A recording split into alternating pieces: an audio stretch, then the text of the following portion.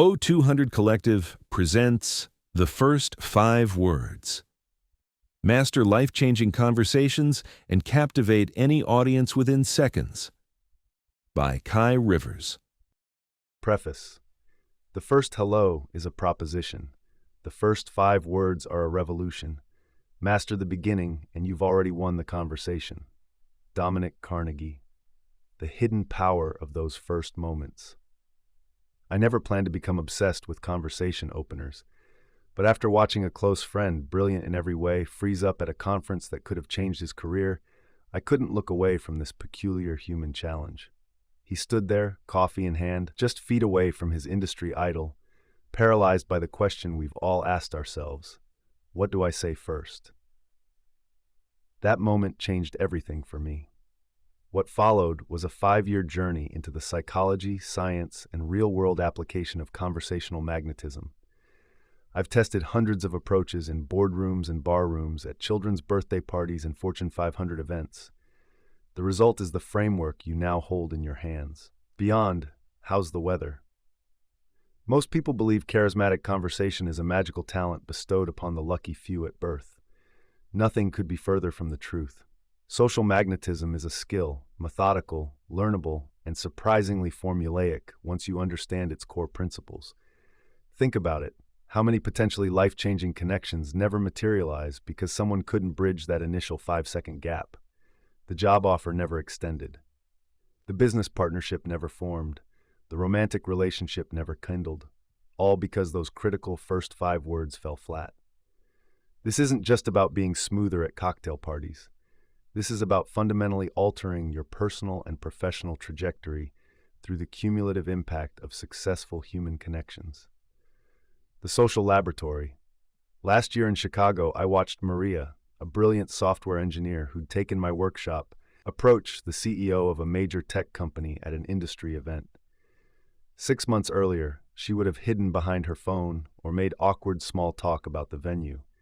Instead, she delivered a 5-word opener we'd crafted together. 15 minutes later, they were still deep in conversation. 3 weeks after that, she was interviewing for a position that was never publicly posted. Then there's Javier, who used these techniques to transform from the quiet guy at his company to leading their client engagement team within 8 months. Or Samantha, who finally connected with her teenage son using principles from Chapter 4 after years of one-word answers and averted gazes. These stories aren't exceptions. They're the predictable results of understanding and applying conversational science deliberately. The 5-word framework. What you'll discover in these pages isn't another collection of icebreakers or superficial networking tips. We're diving deeper into the psychology of memorable first impressions and the structure of conversations that people actually want to continue. You'll learn why timing trumps content, how to read micro-expressions that signal receptivity, and the 3-step framework for crafting openers that feel simultaneously unexpected and completely natural. You'll master the art of conversational positioning, the subtle skill of framing an interaction to showcase your authentic strengths without a hint of bragging. I've broken everything down into learnable chunks with real-world applications, from high-stakes business situations to casual social encounters. No matter where you're starting from, you'll find your path forward. Beyond technique. While techniques matter enormously, and we'll cover dozens, this book ultimately addresses something more fundamental: our universal human desire to be seen, heard, and valued. When you master the principles in these pages, you're not just becoming more charismatic, you're creating spaces where genuine connection can flourish. I'm deeply grateful to the hundreds of workshop participants who tested these methods, especially those who shared their failures so generously. Thank you to my early readers who pushed me to clarify, simplify, and deepen the material. And my eternal thanks to my partner, whose patience with my obsessive analysis of every party conversation we've had for the last 5 years deserves some kind of medal. Your conversation revolution starts now. Whether you're an entrepreneur pitching investors, a professional navigating office politics, or simply someone who wants to feel more confident in social situations, these pages contain practical tools you can implement immediately. You're about to discover that the distance between awkward silence and fascinating conversation is much shorter than you think, often just 5 carefully chosen words. Turn the page when you're ready to transform how the world responds to you, one conversation at a time. Chapter 1: The 7-Second Strike. 7 seconds to make or break. Why your first words matter more than you think. Imagine standing at the edge of a social gathering, drink in hand, watching interactions unfold around you. You spot someone you'd like to connect with. Your heart beats a little faster as you approach. The moment arrives. What will you say? Those first few words that leave your mouth will trigger an avalanche of judgments and impressions that could determine the entire trajectory of your relationship. This isn't an exaggeration. We live in a world of snap judgments. Those initial seconds of interaction pack more psychological weight than the hours of conversation that might follow. By the time you've uttered just 5 words, the other person has already made dozens of micro-assessments about your confidence, trustworthiness, intelligence, and social value. Their brain has already decided, largely unconsciously, whether you're worth continued attention or if they should find an excuse to escape. I discovered this the hard way. For years, I launched into conversations with generic openers that died on arrival. "Nice weather we're having," or "So what do you do?" would hang in the air like stale smoke while I watched people's eyes glaze over. My social anxiety compounded with each failed interaction until I realized something crucial. Those first moments weren't just important. They were everything. The difference between captivating someone's interest and being instantly forgettable often came down to my choice of opening words. The science confirms what many of us feel intuitively. Research reveals that impressions solidify with remarkable speed, typically within the first 7 seconds of meeting someone. This tiny window contains enormous opportunity and risk. When you understand the psychology behind these rapid judgments, you can leverage them rather than fall victim to them. Throughout this chapter, we'll explore exactly why these split-second assessments occur and how they become so stubbornly resistant to change once formed. But this isn't just about understanding a phenomenon, it's about mastering it. We'll move beyond the theoretical to examine real-world examples of opening lines that instantly magnetize attention versus those that repel it. You'll learn how to craft the perfect 5-word opener for any situation, whether you're at a networking event, on a date, or simply trying to make friends in a new environment. The right words don't just start conversations, they open doors to relationships, opportunities, and connections that might otherwise remain closed. The skills we'll develop in this chapter lay the foundation for everything that follows in this book.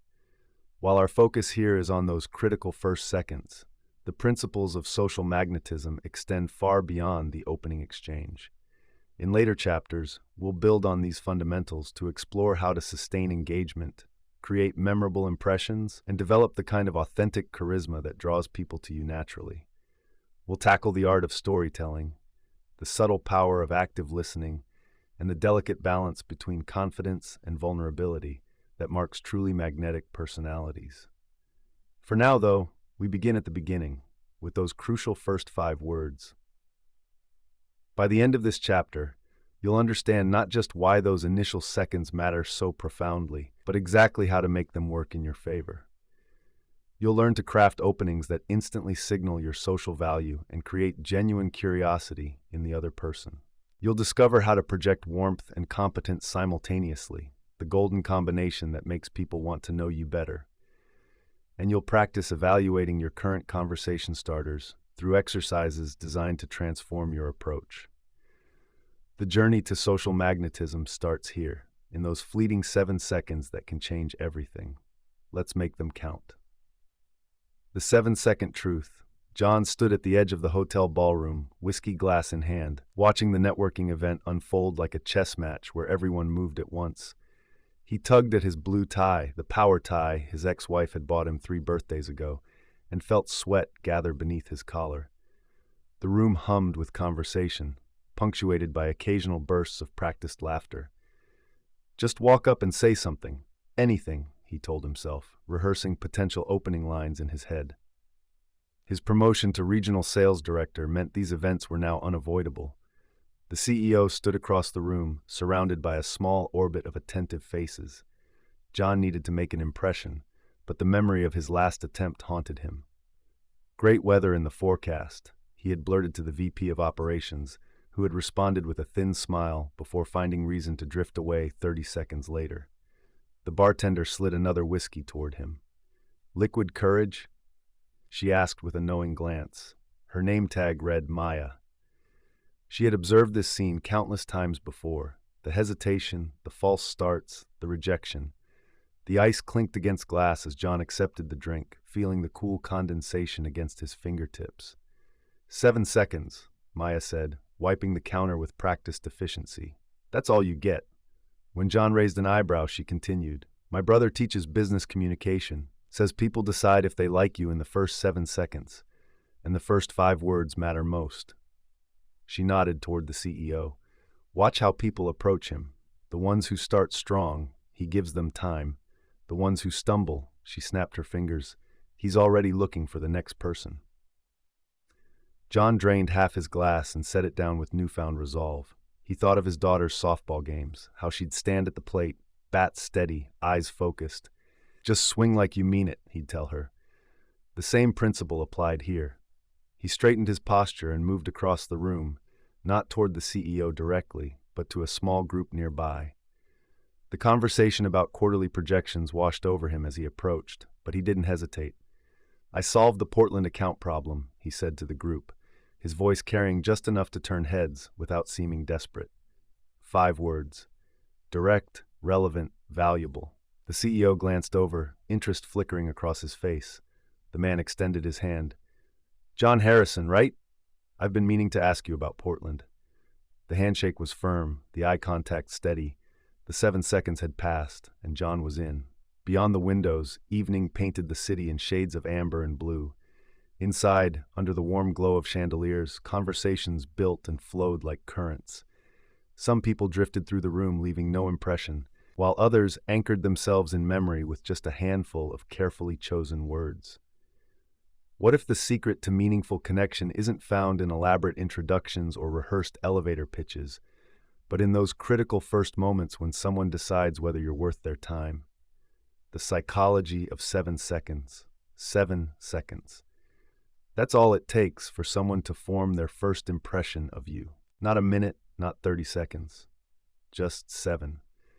This lightning-fast judgment happens before you've even had a chance to fully introduce yourself, and it sticks around far longer than you might expect. Research in cognitive psychology shows these snap decisions activate the amygdala, the brain's emotional processing center, creating powerful associations that can be difficult to reverse later. Think of your first impression like the foundation of a house. Pour it correctly, and everything built on top stands strong and true.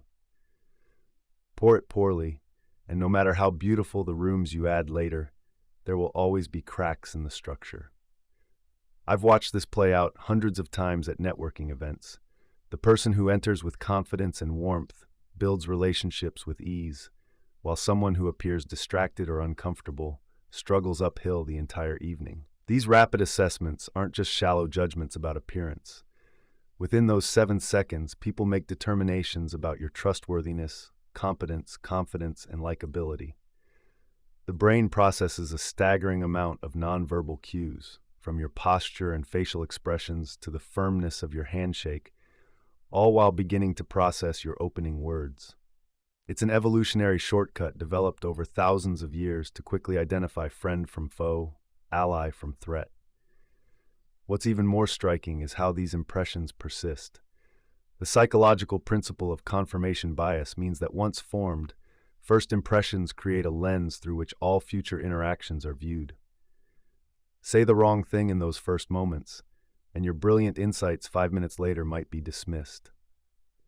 Make a positive connection, and minor mistakes later might be overlooked entirely.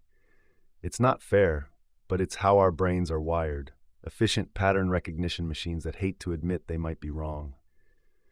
Your first impression isn't just a fleeting moment, it's the cornerstone upon which all future interactions will be built. Crafting your opening words. When it comes to those crucial 7 seconds, what you say matters just as much as how you look. The first 5 words out of your mouth can set the entire tone for what follows.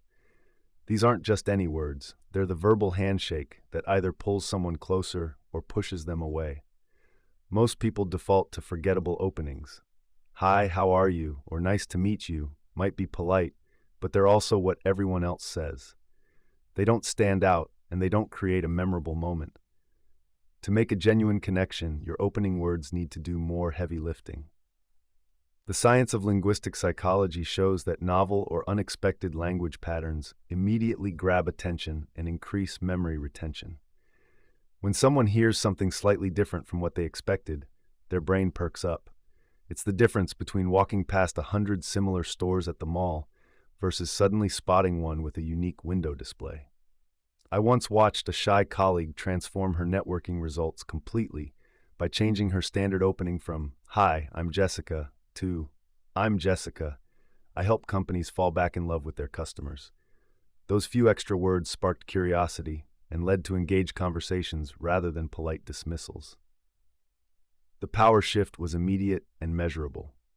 Your opening words should also match your authentic self.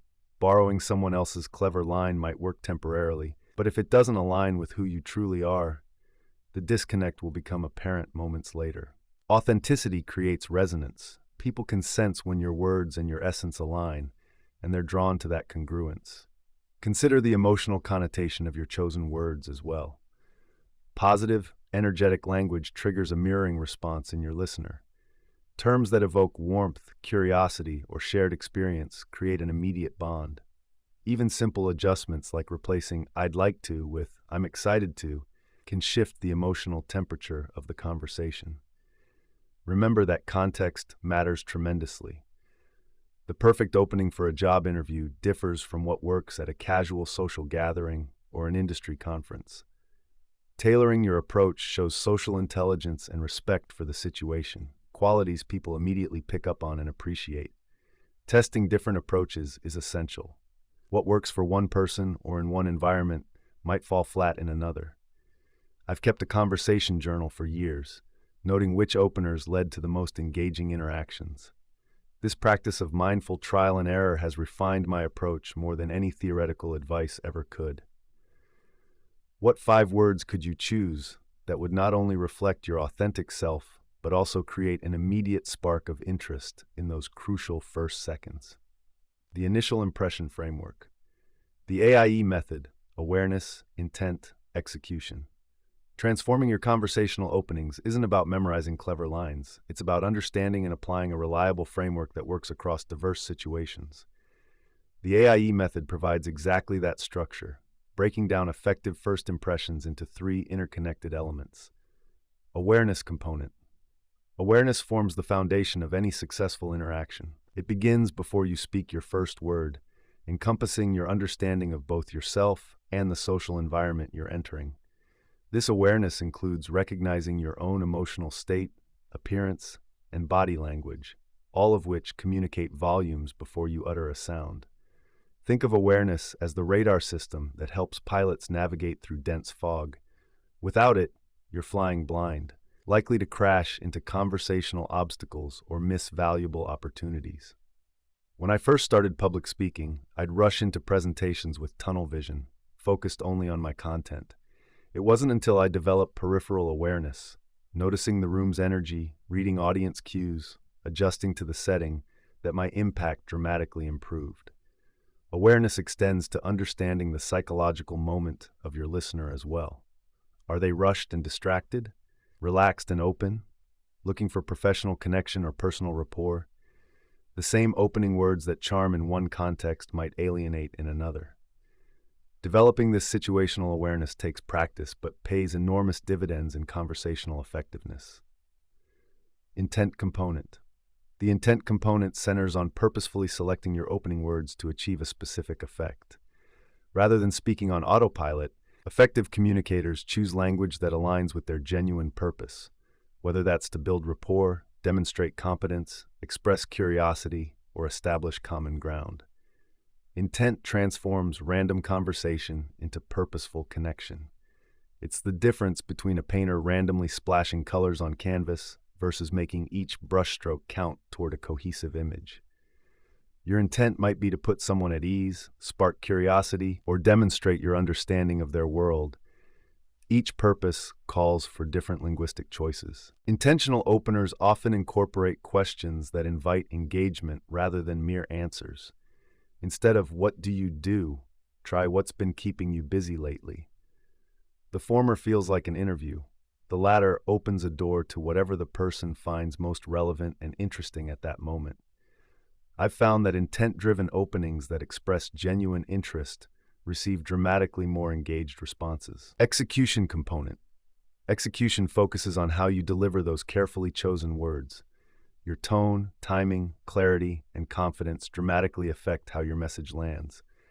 Even the most brilliantly crafted opening falls flat when mumbled, rushed, or delivered with hesitation.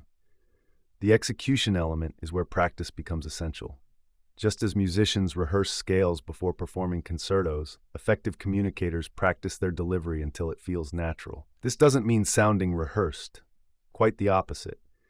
It means internalizing certain approaches so thoroughly that they flow authentically in the moment. I've found recording myself during practice conversations reveals patterns I never noticed, from speaking too quickly when nervous to dropping volume at the ends of sentences. These small execution adjustments can dramatically change how my words land with others. The goal isn't perfection, but presence, being fully engaged in the moment of connection rather than self-consciously monitoring every word. Integration of the framework. The power of the AIE method comes from the integration of all three components. Awareness without intent creates observers who understand dynamics but don't influence them. Intent without awareness produces tone-deaf interactions that miss crucial contextual cues, and neither works effectively without skilled execution. Consider this framework as similar to learning to drive. Initially, you consciously think about every element, checking mirrors, awareness, deciding when to turn, intent, and smoothly operating the pedals, execution. With practice, these separate actions merge into fluid motion. The same progression happens with conversational skills when practiced deliberately. Real-world application. Applying this framework begins with reflection on past interactions. Think about a recent conversation that went particularly well or poorly. Which elements of the AIE method were present or missing? Was your awareness limited? Was your intent unclear? Did your execution undermine your message? For your next important interaction, try planning through the AIE lens. Before a networking event, take a moment to center yourself. Awareness, clarify what you hope to accomplish, intent, and review how you'll introduce yourself effectively, execution. This brief preparation dramatically improves results without requiring memorized scripts. The most powerful application involves getting feedback on all three elements.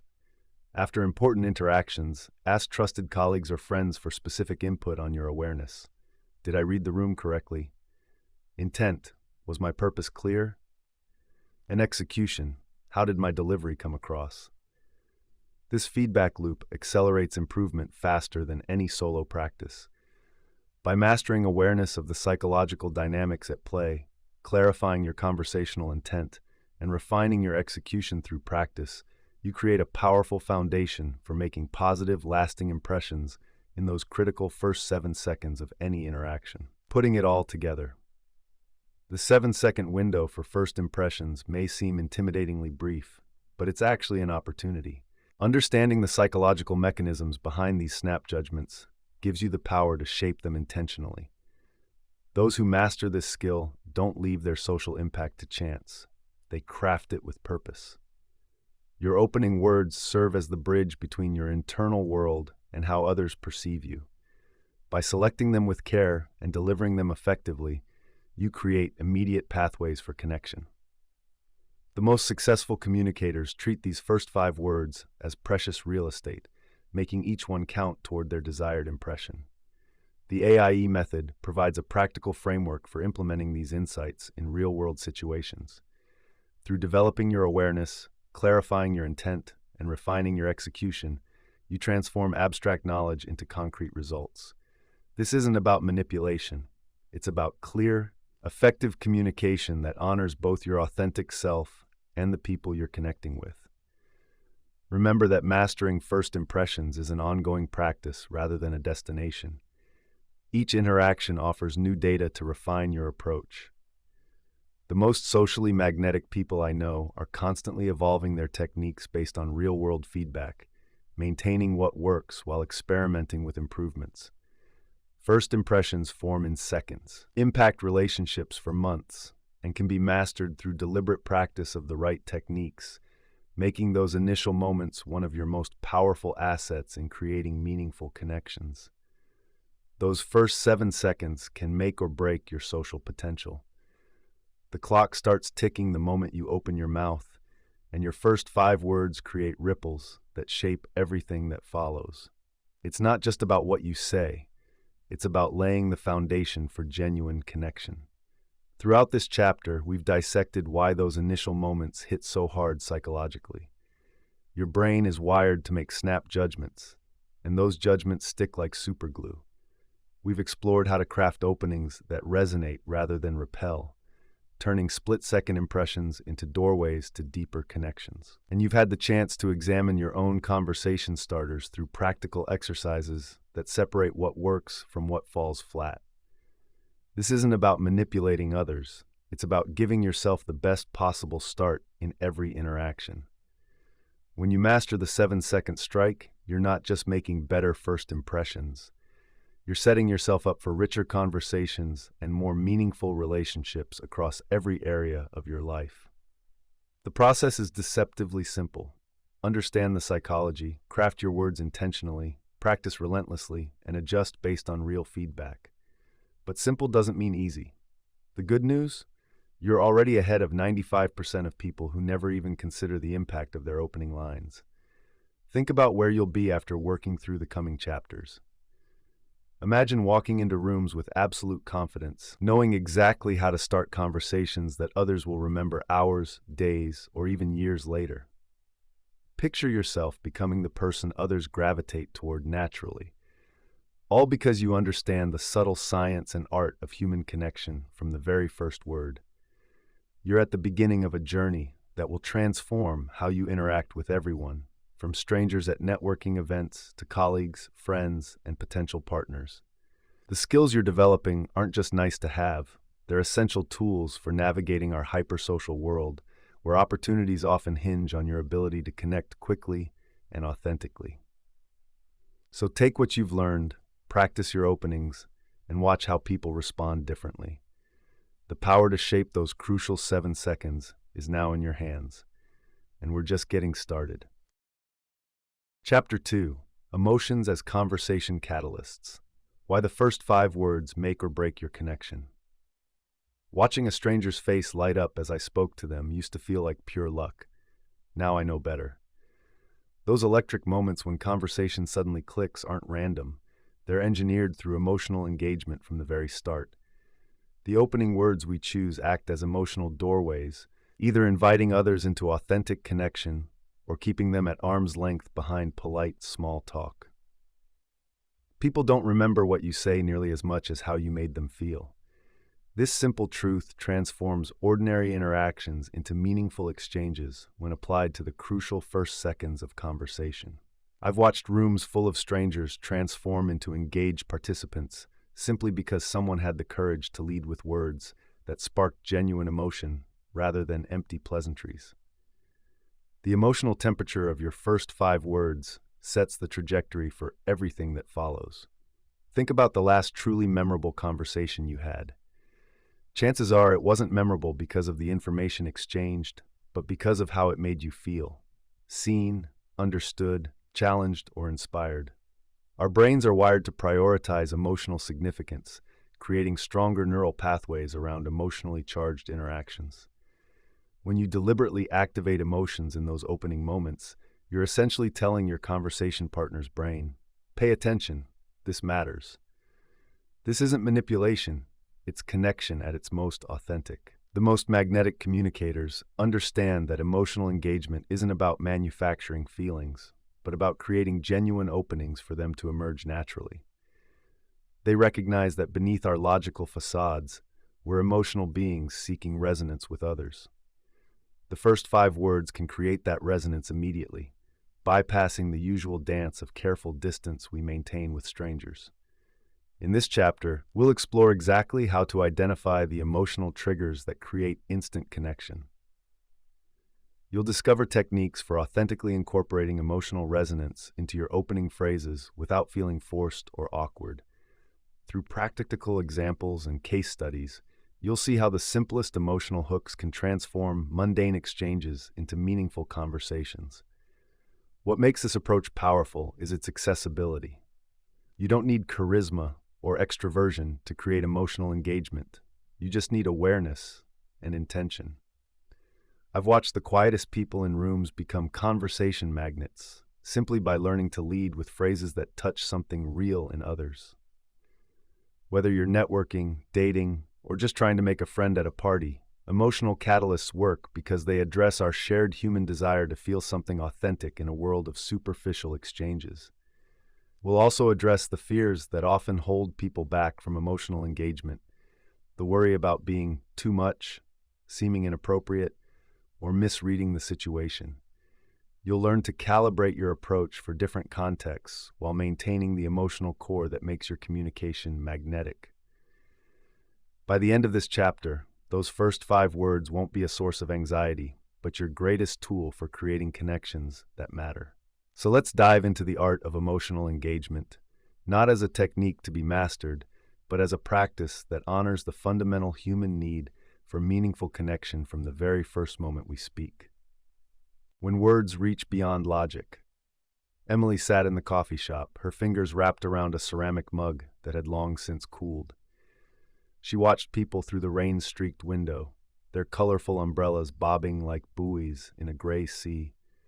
The conversation with her husband that morning had left her hollow, their words passing through each other like strangers in a crowd. The thing about Mike is that he hears me, but he doesn't feel me, she thought, absently tracing the rim of her cup. Rain tapped against the glass with increasing urgency. I list the facts, bills, schedules, plans, but I might as well be reading from an instruction manual. A barista dropped something in the kitchen, the crash cutting through the ambient chatter. Emily flinched, then smiled weakly at the stranger who glanced her way. The smell of fresh espresso mixed with the warm cinnamon of pastries, creating a comfort she couldn't quite absorb. She pulled out her phone and stared at the last text from Mike. Got your message. We'll pick up groceries. Efficient, practical, empty. She closed her eyes and remembered her communication professor from college. It's not about making people understand you, he'd said. It's about making them feel what you feel. Emily had written it down, but never truly understood until now, watching her marriage communicate in facts while starving for connection.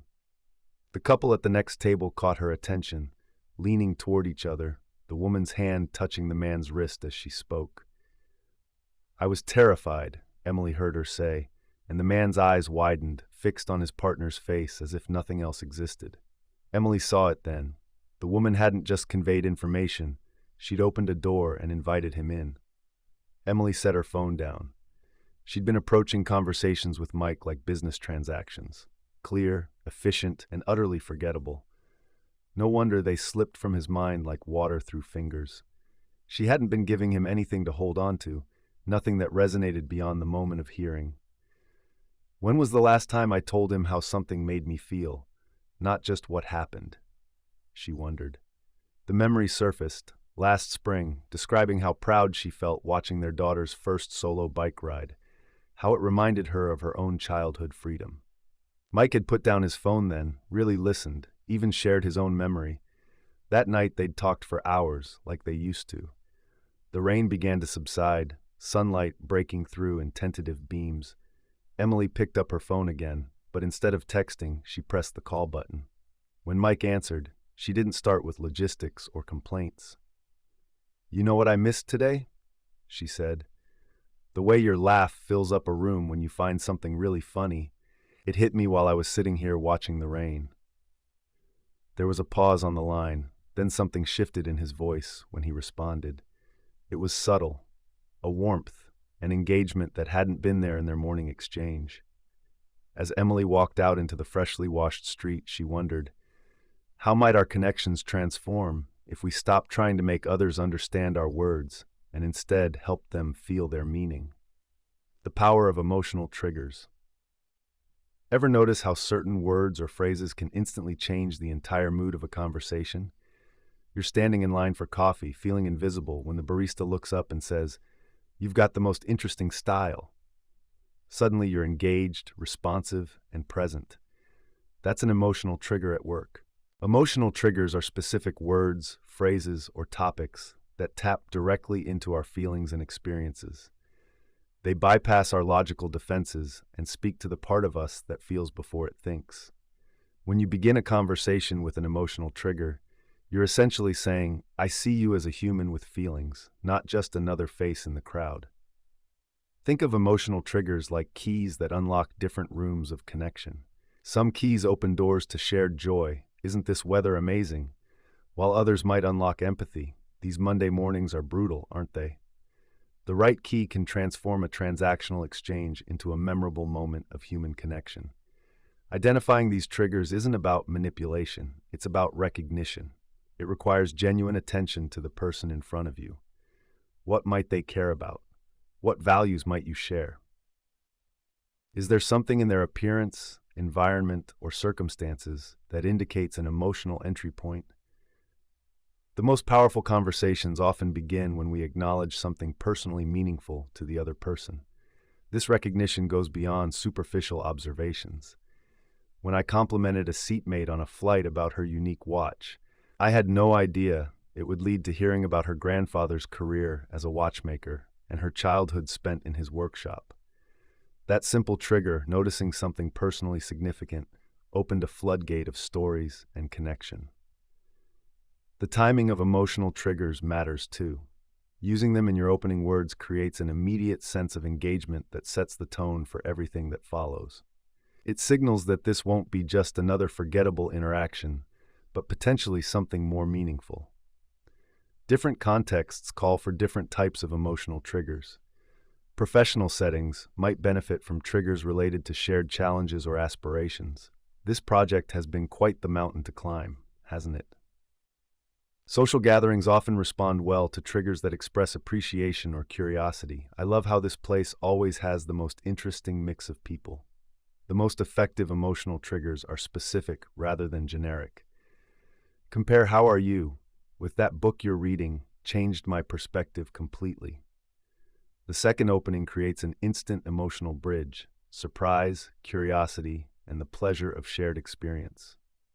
Cultural awareness plays a crucial role in identifying appropriate emotional triggers. What resonates deeply in one culture might fall flat or even offend in another.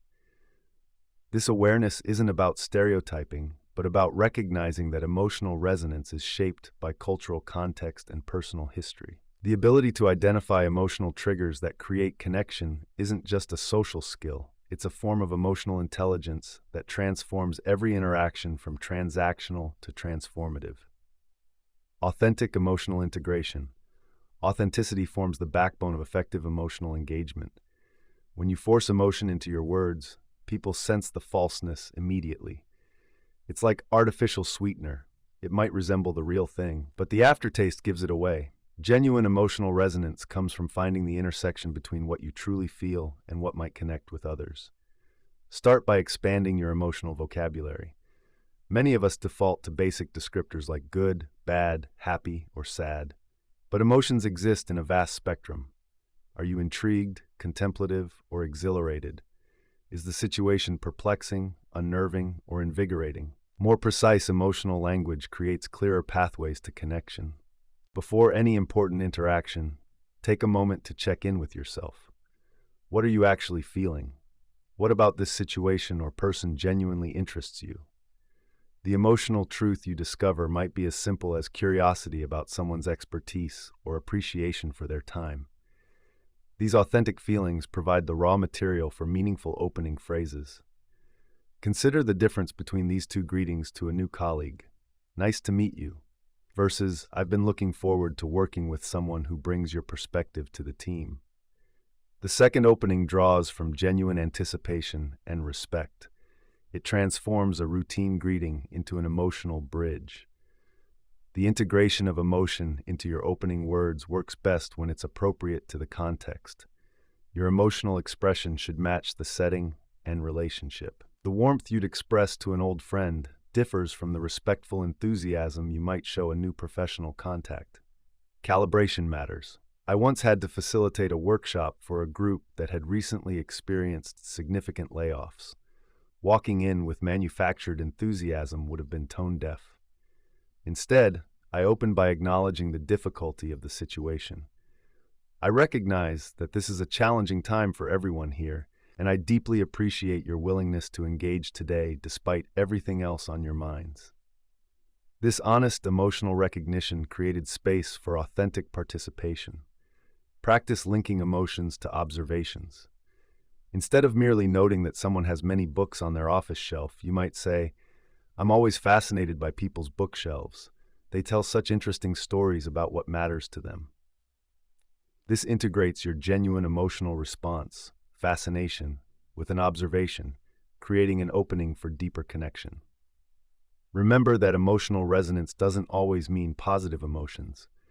Sometimes acknowledging a shared frustration or challenge creates the strongest bonds. These security lines are testing everyone's patience today, aren't they? This kind of opening validates what others are feeling and establishes common ground through emotional honesty. Listen for the emotional undercurrent in how others respond to you. Do they match your energy? Do they expand on the emotional element you introduced? Or do they pull back? This feedback helps you calibrate your approach and develop greater emotional fluency over time. How might your conversations transform if every opening phrase contained a genuine emotional truth that invited others into authentic connection? Analyzing emotional effectiveness. The proof of any conversational approach lies in how it unfolds in real situations. Analyzing the effectiveness of emotional engagement isn't about tallying successful conversations like points in a game. It's about noticing patterns and adjusting your approach with wisdom and sensitivity. Case studies provide valuable insights into how emotional engagement works across different scenarios. Consider the story of Maya, a sales representative who transformed her customer interactions by shifting from product-focused openings to emotionally resonant ones. Instead of beginning calls with, "I'd like to tell you about our software solutions," she started with, "Many of the managers I speak with mention feeling overwhelmed by their current systems. Has that been your experience too?" This simple shift to acknowledging a common emotional pain point increased her customer engagement by creating immediate relevance. In contrast, think about interactions that fall flat. James, a networking event regular, couldn't understand why his conversations never developed depth until he realized his standard opening, "What do you do?" was triggering transactional rather than emotional responses. When he switched to more emotionally resonant openings like, "What's been the most interesting part of your work lately?" he noticed people became more animated and conversations naturally deepened. Role-playing provides a safe environment to practice emotional engagement techniques before applying them in high-stakes situations. With a trusted friend or colleague, experiment with different emotionally resonant openings and notice which ones feel natural coming from you and which ones elicit the most engaged responses. The IREA framework: identifying, resonating, expressing, and adapting. The IREA framework offers a systematic approach to developing emotional engagement skills that transform ordinary conversations into memorable connections. Let's examine each component and how they work together to create conversational magnetism. Identification. Identification involves recognizing potential emotional connection points before and during conversations. This requires both preparation and presence. Before important interactions, consider what you know about the person or group you'll be engaging with. What values, interests, or experiences might you share? What current circumstances might be affecting their emotional state? During the conversation itself, identification becomes more dynamic. You'll need to notice nonverbal cues, listen for emotional subtext in their words, and recognize opportunities to deepen the connection. This might mean spotting a subtle change in their expression when a particular topic arises, or hearing the enthusiasm behind a seemingly casual comment. Effective identification requires suspending your conversational agenda long enough to truly see the other person. Too often, we're so focused on what we plan to say next that we miss critical emotional signals. The identification phase reminds us that powerful connection begins with genuine attention. Resonance. Once you've identified potential emotional connection points, resonance focuses on finding authentic alignment between your experience and theirs. Resonance isn't about mimicking or manufacturing feelings, it's about recognizing genuine points of emotional intersection. When you discover these points of intersection, your communication naturally becomes more compelling. Your words carry the weight of shared experience or understanding. You're no longer talking at someone but connecting with them through emotional common ground. Resonance often emerges from shared challenges. Airport delays are testing my patience too. Shared values. I also believe in giving people second chances. Or shared enthusiasms. That book changed my perspective as well. When you communicate from these places of genuine emotional alignment, your words resonate at a frequency that others can feel and respond to. Expression is where identification and resonance become visible in your actual words and demeanor. This component focuses on how you communicate emotional content in ways that invite connection rather than create discomfort or suspicion. Effective emotional expression requires appropriate intensity for the context. The enthusiasm you might express at a celebration differs from the concerned interest you'd show when someone mentions a challenge. Cultural and individual differences also affect how emotional expression is received. What feels natural and appropriate varies widely. Verbal and nonverbal elements must align for emotional expression to feel authentic. Your words, tone, facial expressions, and body language should tell a coherent story. When these elements contradict each other, trust erodes quickly as people sense incongruence. Adaptation. The adaptation component recognizes that emotional engagement is not a one-size-fits-all approach, but requires constant refinement based on feedback and changing circumstances. As conversations unfold, you'll receive both explicit and implicit feedback about how your emotional engagement is being received. Adaptation involves noticing this feedback and adjusting accordingly. If your emotionally resonant opening about workplace challenges falls flat, you might pivot to a different connection point. If your enthusiasm seems to overwhelm a more reserved conversation partner, you might modulate your expression. Over time, adaptation also means developing a broader repertoire of emotional engagement approaches for different people and contexts. What works brilliantly with close friends might need adjustment in professional settings. What resonates in your home culture might require recalibration when working internationally. Integration of the framework components. The IREA framework components work together in a dynamic, cyclical process. Identification reveals potential connection points. Resonance finds authentic alignment. Expression communicates that alignment in appropriate ways. And adaptation refines the approach based on results. While presented as sequential steps, in practice, these components often overlap and operate simultaneously. You might be identifying new connection points, even as you're expressing resonance with previously identified ones. You might adapt your expression mid-sentence based on subtle feedback. The framework becomes most powerful when it operates smoothly enough to be nearly invisible. When mastered, these components create conversations that feel natural and engaging rather than formulaic or manipulative. The other person simply experiences being seen, understood, and connected with in meaningful ways. Practical application.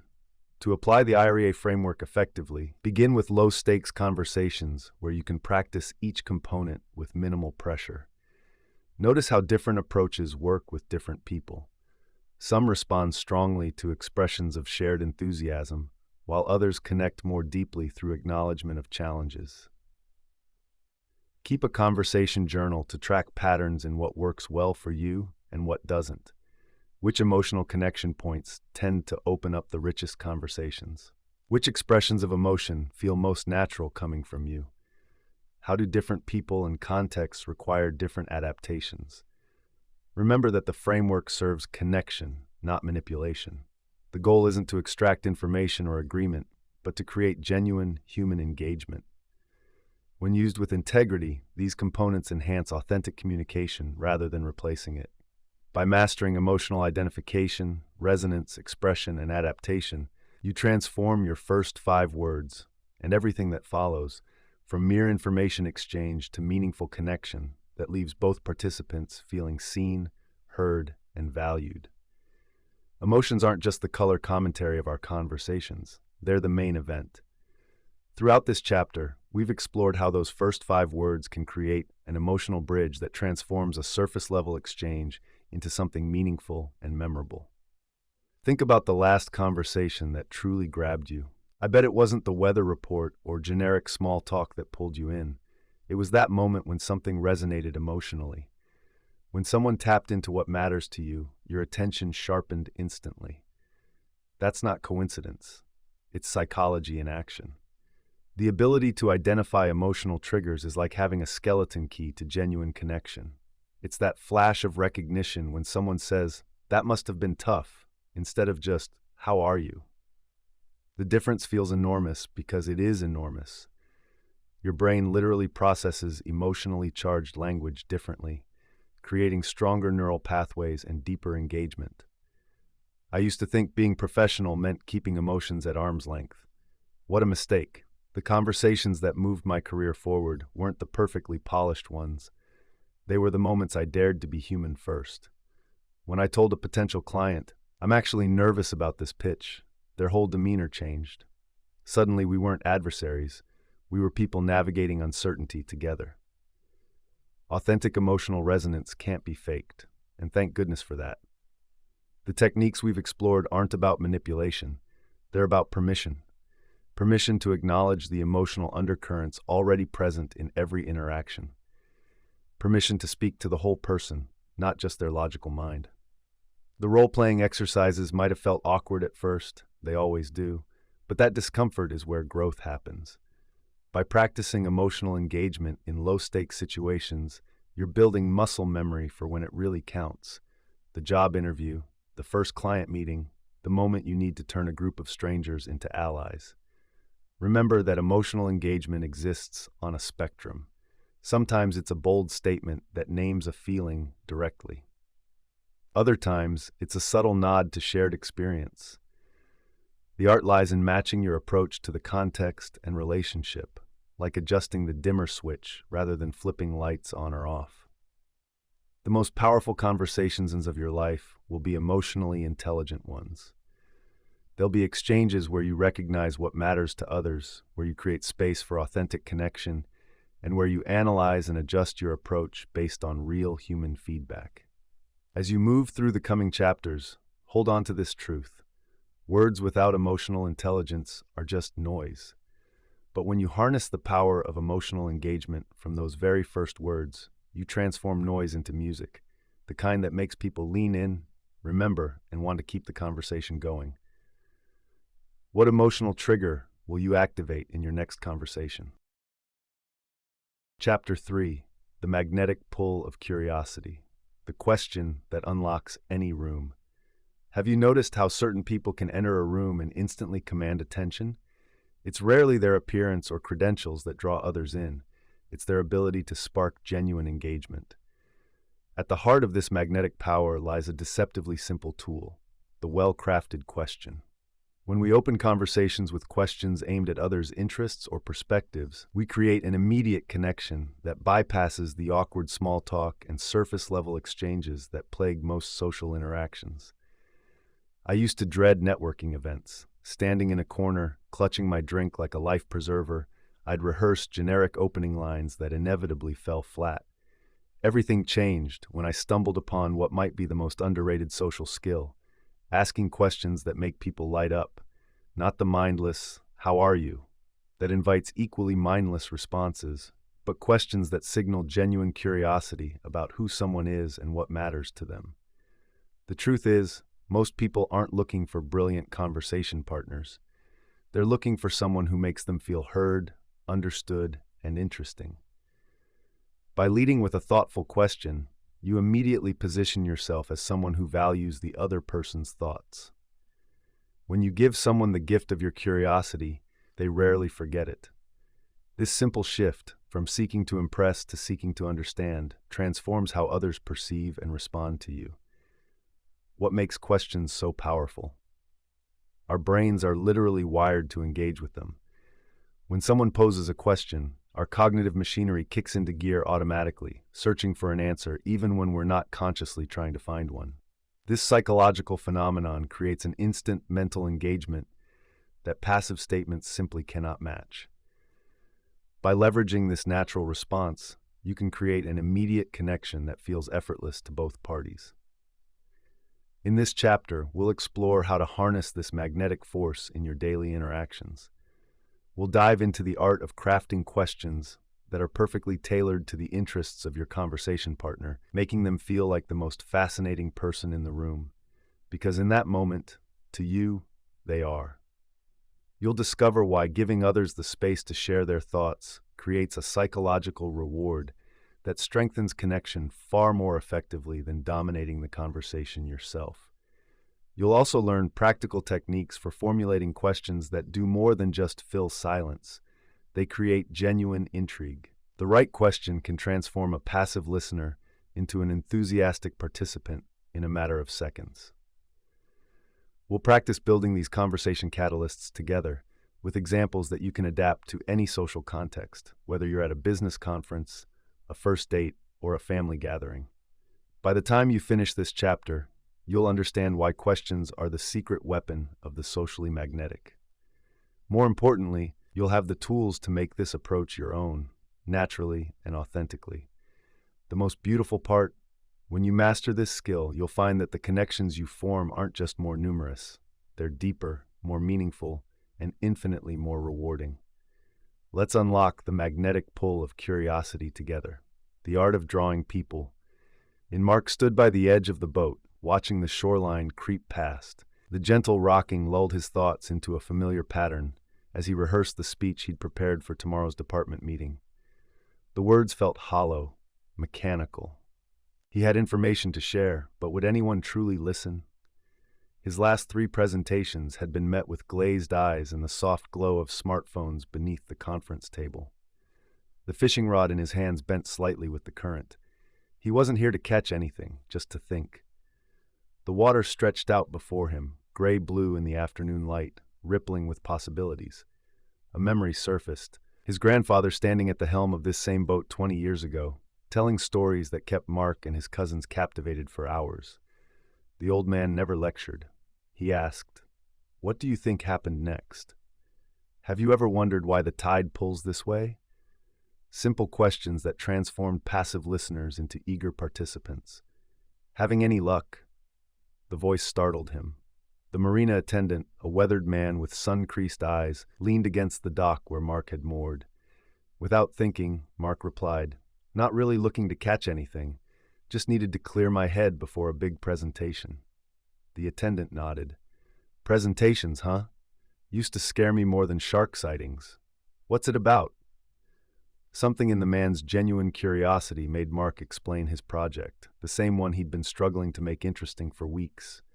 The attendant listened, then simply asked, "What made you care about this in the first place?" The question struck Mark like a physical force. He had forgotten his own passion in the mechanics of presentation. They talked for 40 minutes. Or rather, the attendant asked, and Mark found himself speaking with an enthusiasm he hadn't felt in months. The man knew nothing about corporate restructuring or efficiency metrics, but his questions pulled threads of meaning from the fabric of Mark's work. How will this change things for the people doing the actual job? What keeps you up at night about this project? By the time the sun began to sink toward the horizon, casting long orange reflections across the water, Mark had completely reimagined his approach.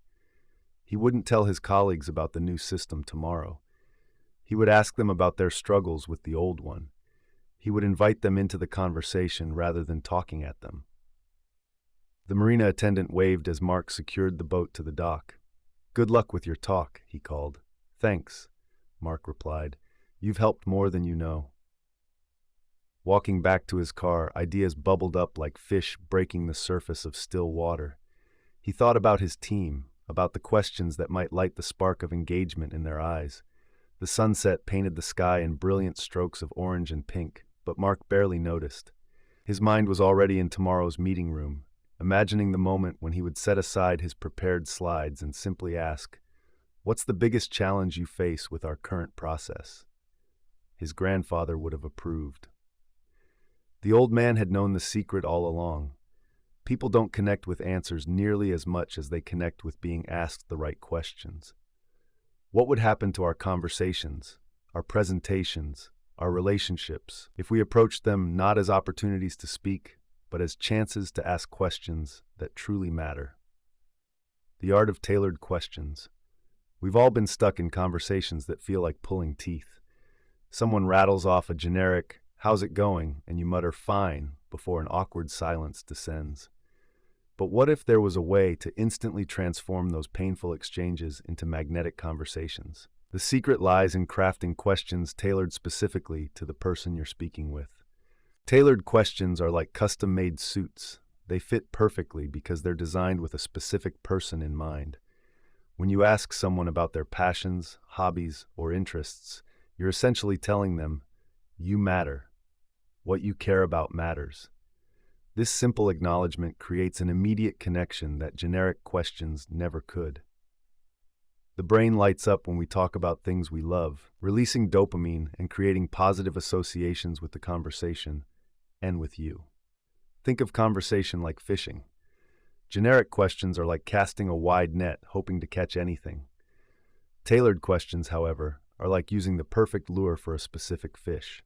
You've done your research, you know what will attract them, and your chances of success skyrocket. I once watched a colleague transform a potentially dull business meeting by asking our client about his passion for vintage motorcycles, information she'd gleaned from a quick social media check. What was scheduled as a 30-minute meeting turned into a 2-hour conversation and eventually a major contract. Creating tailored questions requires observation and genuine curiosity. Look for clues in people's appearance, their workspace, or their social media. Does she have a photo of mountain climbing on her desk? Ask about her most challenging climb. Is he wearing a band t-shirt? Ask about the last concert he attended. These questions show you're paying attention and create instant rapport. The key is authenticity. Don't ask about something you have zero interest in just to manipulate the conversation. Tailored questions also demonstrate emotional intelligence. They show you can read the room and adapt accordingly.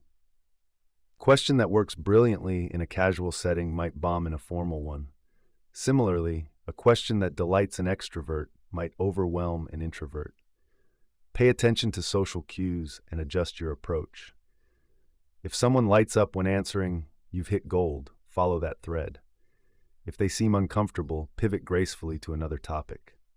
The most powerful tailored questions often tap into people's values and aspirations rather than just surface-level interests. What made you decide to become a teacher will likely yield a more engaging response than "How long have you been teaching?" The first question invites a story about passion and purpose. The second just asks for a number. Stories create connection. Facts merely exchange information. Remember that tailoring questions doesn't mean interrogation. Balance is crucial. After asking a thoughtful question, practice active listening. Maintain eye contact, nod, and respond with genuine interest. Nothing kills conversation faster than asking a great question and then checking your phone while the person answers. Follow-up questions show you're truly engaged. That's fascinating. What was the most challenging part of that experience? One of my most memorable connections started with a simple tailored question. Noticing a woman reading a book by my favorite author at a cafe, I asked, "What do you think of the author's perspective on resilience?" Rather than the generic, "Is that book good?" her eyes lit up, and 3 hours later, we were still talking. 5 years later, she was my business partner. All because I noticed what interested her and framed my question accordingly. Effective tailored questions should be open-ended enough to invite elaboration, but specific enough to show you've been paying attention. Did you enjoy your trip to Japan? Might get you a simple yes or no. But what surprised you most about Japanese culture during your trip? Invites a story and shows you remembered their journey. The difference seems subtle, but the results are worlds apart. The magnetism of tailored questions comes from a simple truth. People feel valued when you show genuine interest in what matters to them. The psychology of being heard. Everyone craves to be heard. It's a fundamental human need, as essential as food or shelter. When you give someone the opportunity to share their thoughts and opinions, you're fulfilling this deep psychological need. Brain imaging studies have shown that the pleasure centers in our brains light up when we talk about ourselves or share our opinions. This biological response explains why people naturally gravitate toward those who listen to them. But why exactly does this happen? The answer lies in validation. When someone listens to us, they validate our existence and our perspective.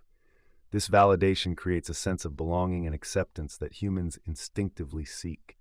In a world where people are constantly fighting to be heard, posting on social media, raising their voices in meetings, offering someone your full attention becomes a rare and precious gift. The power of letting others speak goes beyond simple enjoyment.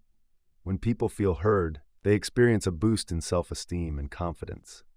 Their posture changes, their voice becomes more animated, and they begin to open up in ways they wouldn't with someone who simply waits for their turn to speak. I've watched the most reserved people become animated storytellers when given the space and attention they deserve. Think of attention as currency in today's distracted world. When you give someone your undivided attention, you're essentially saying, "You're worth more than everything else competing for my focus right now." This exchange creates an imbalance, in a good way.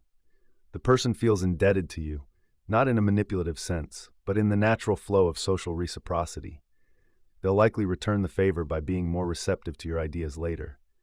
The psychology at work here connects to our evolutionary past.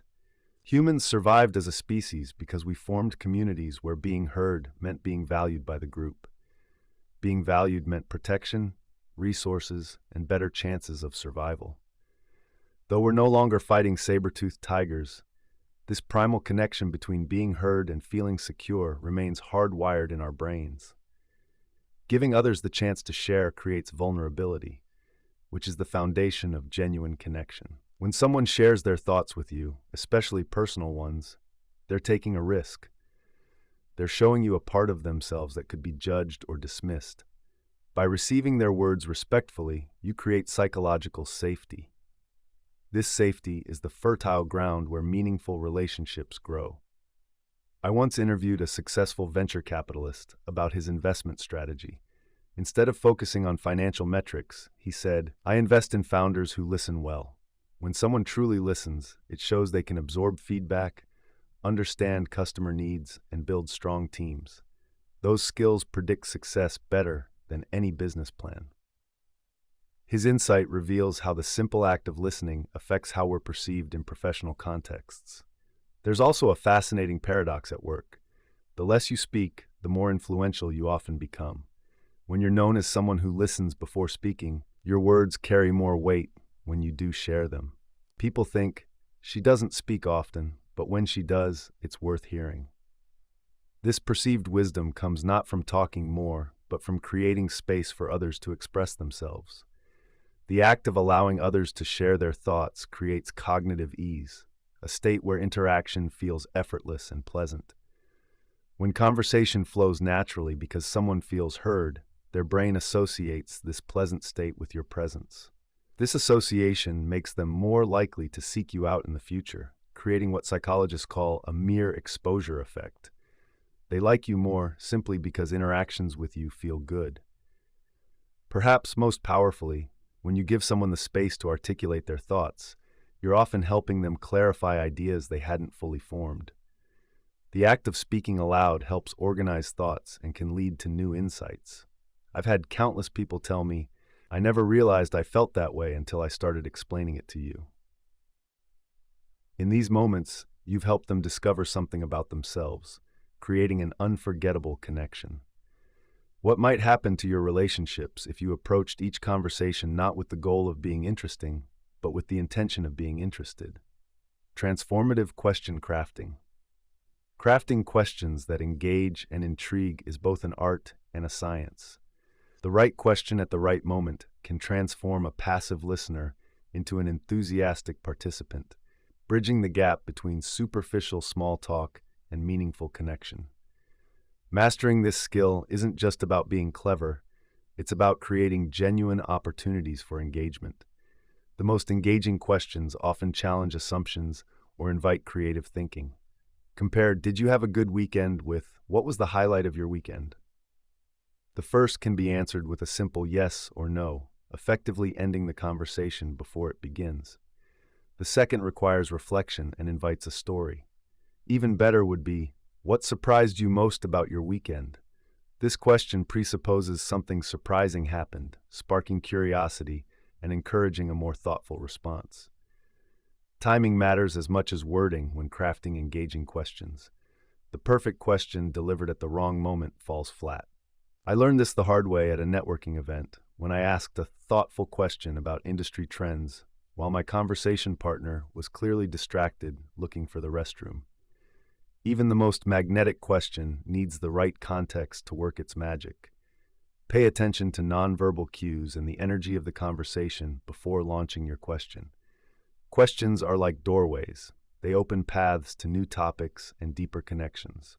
The best ones act like those secret passages in mystery novels that lead to unexpected and exciting places. What's keeping you busy these days? Might seem simple, but it allows the person to choose which aspect of their life they want to discuss, whether professional accomplishments or personal passions. This freedom often leads to discoveries you couldn't have planned for. Think of questions as mental exercise equipment for your conversation partner. Just as different machines target different muscle groups, different questions exercise different parts of the mind. How questions often explore processes and methods. Why questions dive into motivations and beliefs. What if questions stimulate imagination and possibility thinking. By varying your question types, you create a full mental workout that keeps engagement high and prevents conversational fatigue.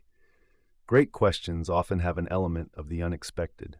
They break patterns and jolt people out of autopilot responses. When everyone at a meeting is asking about quarterly projections, try, "What aspect of this project are you personally most excited about?" The contrast between standard business questions and this more personal inquiry creates a memorable moment.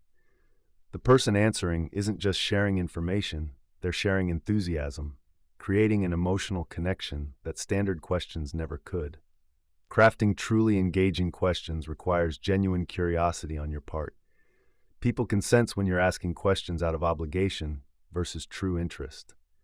I once watched a sales representative fire off a series of questions she clearly thought were engaging, but her body language screamed boredom. The potential client quickly disengaged. Questions work when they come from authentic curiosity, when you actually care about the answer.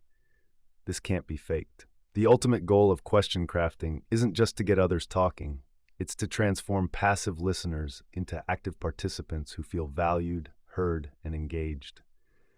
By discovering others' interests through tailored questions, creating space for them to share their thoughts, and crafting questions that genuinely intrigue, you create magnetic conversations that others are drawn to.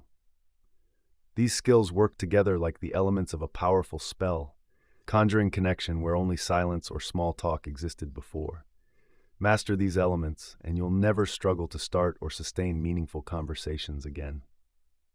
The framework of fascinating questions. The difference between good questions and great ones often comes down to structure. Effective questions follow a framework that naturally encourages engagement. They typically possess certain qualities: relevance to the person's interests, open-endedness, and an element of unexpectedness that makes answering interesting for the speaker. Let's examine a step-by-step process for crafting these magnetic questions. This framework transforms ordinary inquiries into conversation catalysts. For example, rather than asking a colleague wearing a marathon t-shirt, "Did you run a marathon?" closed question, you might ask, "What was the most unexpected challenge you faced during your marathon training?" Open-ended with an unexpected angle. The difference in response quality will be dramatic. Questions that start conversations are like matches that light fires.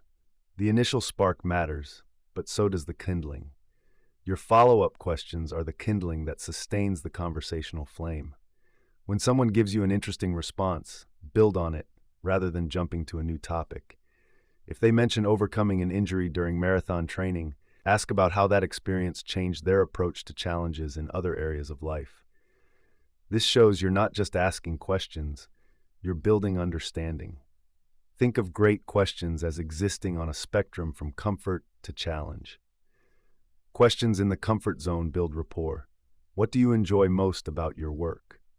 Questions in the challenge zone promote growth and self-reflection. How has your thinking about your career changed over the past few years?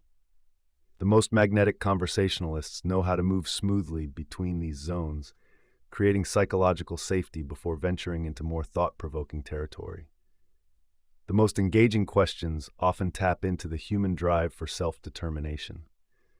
According to this psychological theory, people are motivated by autonomy, competence, and relatedness. Questions that acknowledge these needs resonate deeply. What creative decision are you most proud of in this project? Touches on both autonomy and competence. How did your team come together to solve that problem? Addresses relatedness. Questions aligned with these fundamental needs naturally generate more enthusiastic responses. There's a certain magic to hypothetical questions when used appropriately. If you could redesign your workspace with an unlimited budget, what would be your top priority? Invites imagination and reveals values without the constraints of practicality. These what-if scenarios create a playground where people can express aspirations and preferences they might not otherwise share. The key is ensuring the hypothetical feels relevant rather than random. Silence is an underappreciated tool in question asking. After posing a thoughtful question, resist the urge to fill the silence or rephrase. That quiet moment gives the other person space to consider their response, rather than offering the first thought that comes to mind. Some of the most insightful answers come after a brief pause, a moment when the person realizes you're genuinely interested in their thoughtful response, not just their quick reaction. I once watched a skilled interviewer transform a standard media appearance into a memorable conversation with one simple technique, the pivot question. When a celebrity gave a rehearsed answer about their new project, instead of moving to the next prepared question, the interviewer asked, "What aspect of this work surprised you personally?" The celebrity's demeanor completely changed as they shared a genuine reflection rather than a marketing point. The pivot question, one that gently redirects from the expected path, can transform predictable exchanges into authentic ones. The most powerful questions often come from a place of humble curiosity rather than a desire to appear clever. When we ask questions to show off our own knowledge or to steer conversation in a predetermined direction, people sense the manipulation. True engagement comes from questions asked with what Zen Buddhists call beginner's mind, an attitude of openness and lack of preconceptions. I'm fascinated by your field. What's something most outsiders misunderstand about it? Invites expertise while acknowledging your position as a learner. By mastering the art of question crafting, you transform every interaction from a potential awkward exchange into an opportunity for discovery and connection.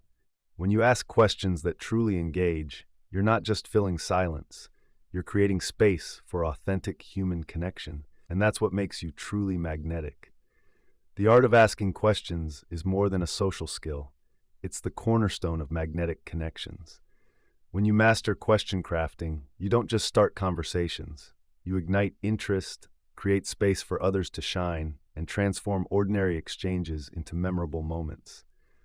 Throughout this chapter, we've examined how tailoring questions to your conversation partner's interests creates an immediate connection.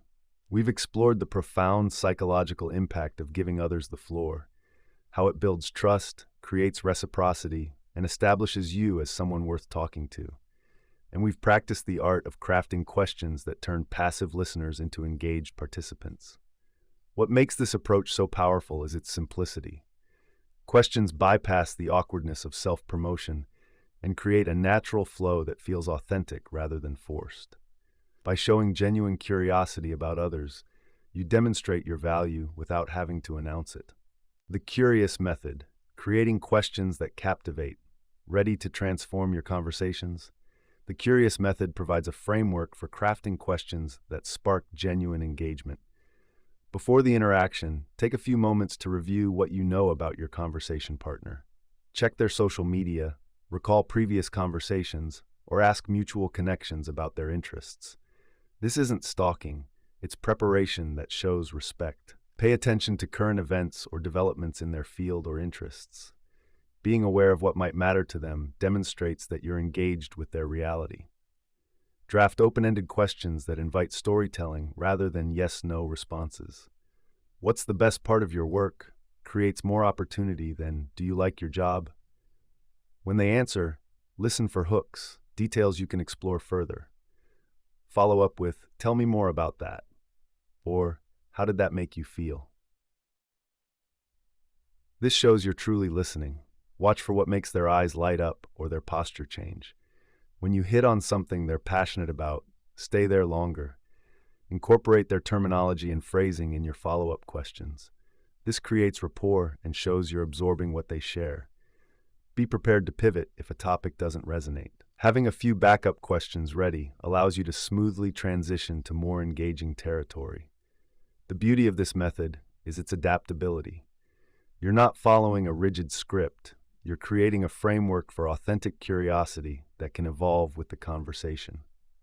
I've watched people transform from wallflowers to the most sought-after conversationalists at events by simply mastering this approach. One friend who had always dreaded networking events started using targeted questions and suddenly found herself with business cards and invitations to coffee. "I didn't change who I was," she told me. "I just changed my focus from trying to sound impressive to being genuinely interested." The questions you ask reveal the quality of your thinking and the depth of your interest in others. When you become known as someone who asks thoughtful questions, you become someone others want to be around. Your curiosity becomes your calling card. As you move forward, remember that mastering question asking is a practice, not a destination. Each conversation is an opportunity to refine your approach. The goal isn't perfection, but connection. Creating moments where both you and your conversation partner feel the spark of genuine engagement. In your next social interaction, try leading with just one thoughtfully crafted question. Notice how it changes the dynamic, then build from there. The magnetic pull of your curiosity will create ripples that extend far beyond that initial question. Your next conversation is waiting. What will you ask? Chapter 4, Less is More, The Power of Brevity. Silence speaks louder. Why fewer words win more attention. Most people talk far too much. They mistake quantity for quality, drowning their best ideas in a sea of unnecessary words. I discovered this the hard way, watching people's eyes glaze over mid-conversation as I rambled on, convinced more explanation would make my point clearer. It didn't. The truth is counterintuitive but powerful. Saying less often communicates more. In a world where attention spans have shrunk to seconds and distractions multiply by the minute, brevity isn't just polite, it's essential. When you learn to distill your thoughts into their purest form, something magical happens. People actually listen, they engage, they remember what you said. Think about the last truly memorable statement you heard. Was it a 20-minute monologue or a sharp, incisive comment that cut through the noise? The most influential communicators throughout history mastered the art of saying exactly what needed to be said, nothing more, nothing less. From Lincoln's 272-word Gettysburg Address to Martin Luther King Jr.'s I Have a Dream, the moments that move us are rarely the longest ones. Our social interactions follow the same principle. The opening seconds of any conversation determine its trajectory. Those first 5 words can either spark genuine connection or signal this isn't worth my time. Yet most of us waste this critical window with filler phrases, nervous chatter, or overly complex ideas that confuse rather than clarify. We forget that respecting someone's time and mental energy is the foundation of meaningful exchange. The misconception that more words equal more impact keeps many of us trapped in patterns of ineffective communication. We fear that brevity might make us seem less knowledgeable or less interesting, when in fact the opposite is true. Concise communication demonstrates confidence and clarity of thought. It shows you've done the hard work of organizing your ideas before sharing them. This chapter challenges the assumption that you need to say more to be heard, when often you need to say less.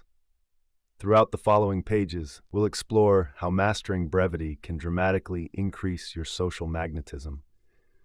You'll learn why trimming unnecessary words from your speech creates more space for genuine connection. We'll examine practical techniques for distilling complex thoughts into clear, impactful messages that resonate immediately. And you'll discover how to measure the changes in how people respond to you when you embrace the power of being succinct. This isn't about becoming terse or dismissive. Rather, it's about valuing each word you speak and making deliberate choices about what deserves to be said. The goal isn't to speak less overall, but to ensure that what you do say carries maximum impact. By the end of this chapter, you'll understand why sometimes the most powerful thing you can do in a conversation is to stop talking, and how to know exactly when that moment has arrived. The journey toward more magnetic social interactions begins with a seemingly simple but profound shift, saying more by speaking less. Let's discover how brevity can become your secret weapon in a world of endless chatter. The power of less. The evening air hung between them, heavy with unspoken words.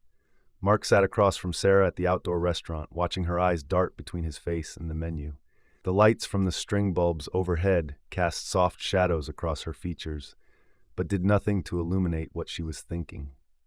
"I think we need to talk about the presentation," Mark said, his words landing between them like stones in still water.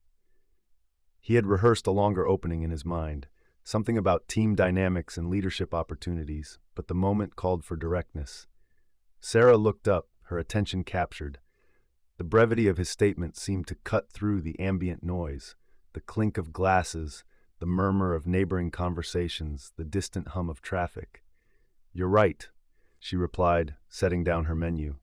"The Wilson account depends on it." Mark felt the tension in his shoulders ease. He had spent the morning drafting a 15-minute introduction, only to delete it all before lunch.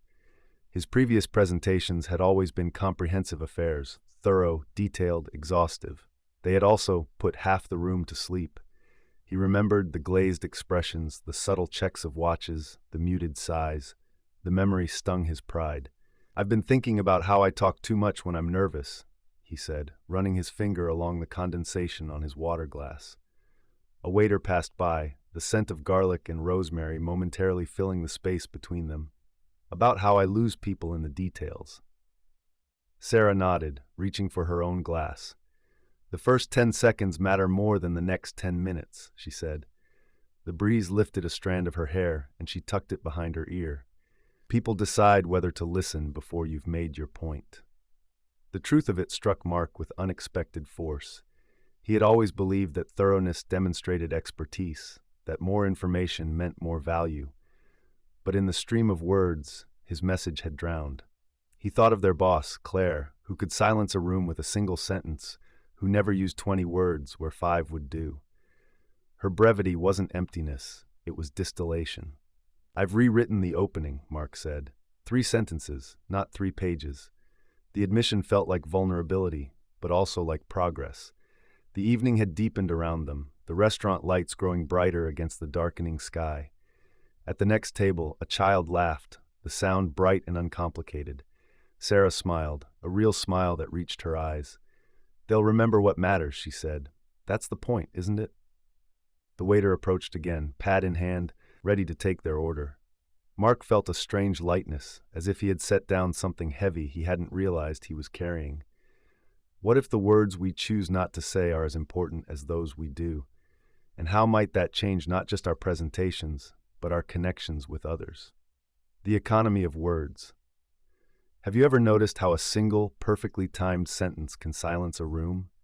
Or how someone's brief introduction stays with you long after elaborate speeches fade from memory? That's the magic of brevity. In our hyper-connected world, attention spans have shrunk to seconds. The average person's focus lasts about 8 seconds before drifting, less than that of a goldfish.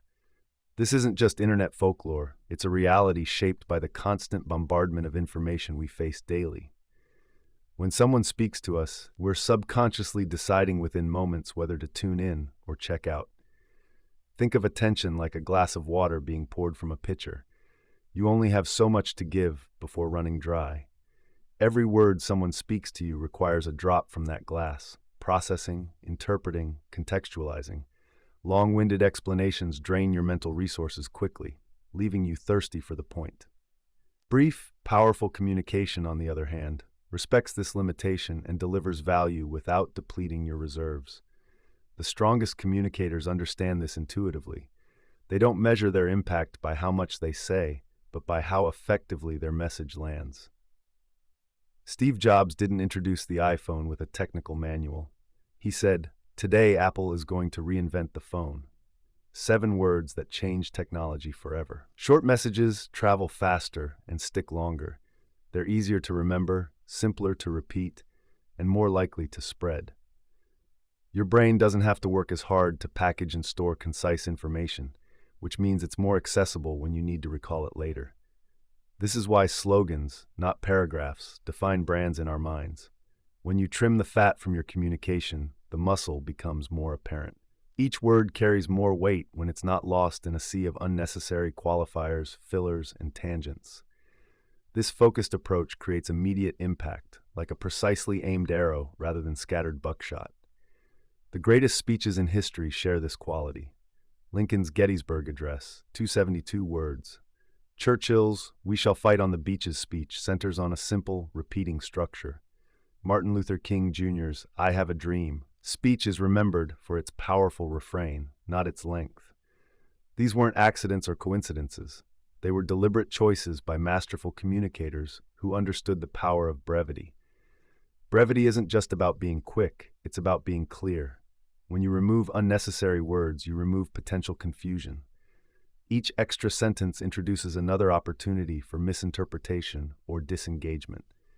By keeping your message tight, you ensure the essence of what you're trying to communicate remains intact and unmistakable. The most powerful communicators don't compete for the most airtime. They compete for the most impact per word, distilling your message to its essence.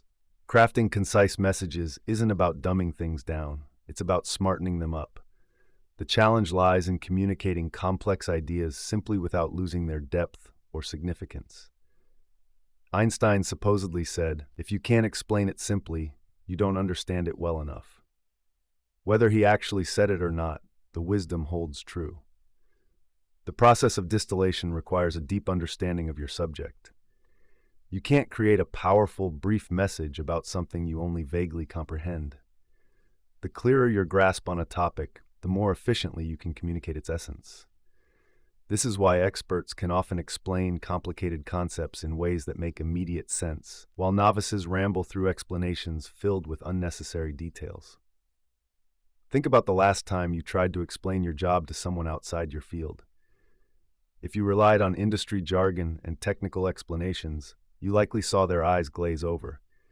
But if you boiled it down to its fundamental purpose and impact, you probably made a connection.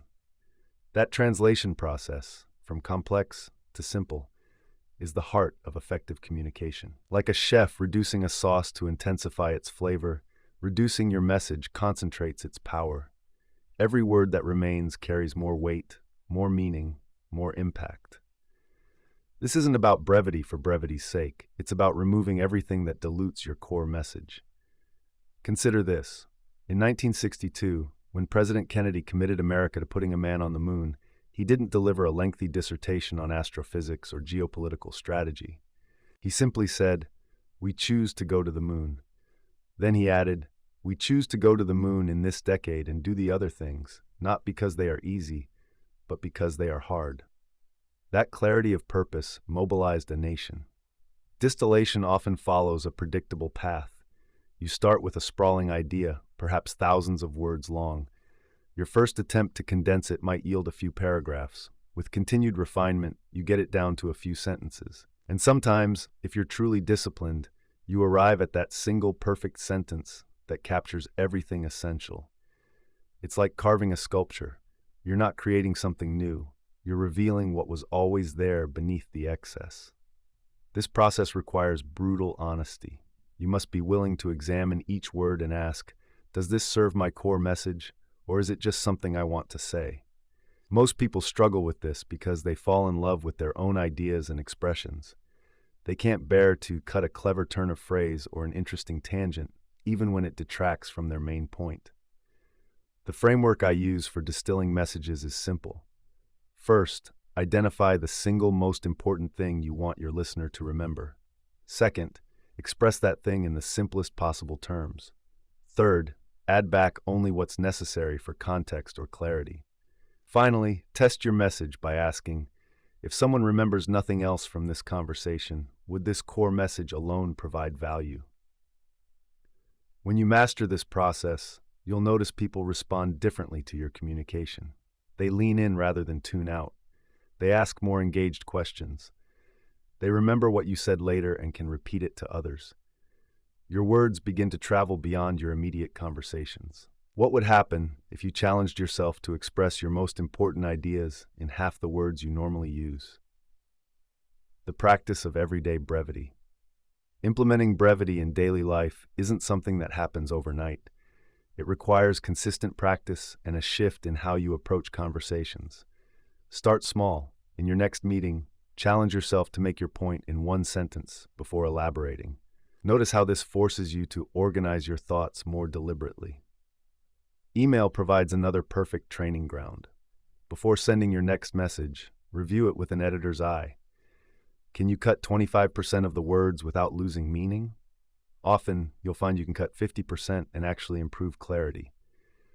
This exercise quickly reveals your verbal tics and unnecessary qualifiers that sneak into your communication. The benefits of brevity extend beyond just saving time.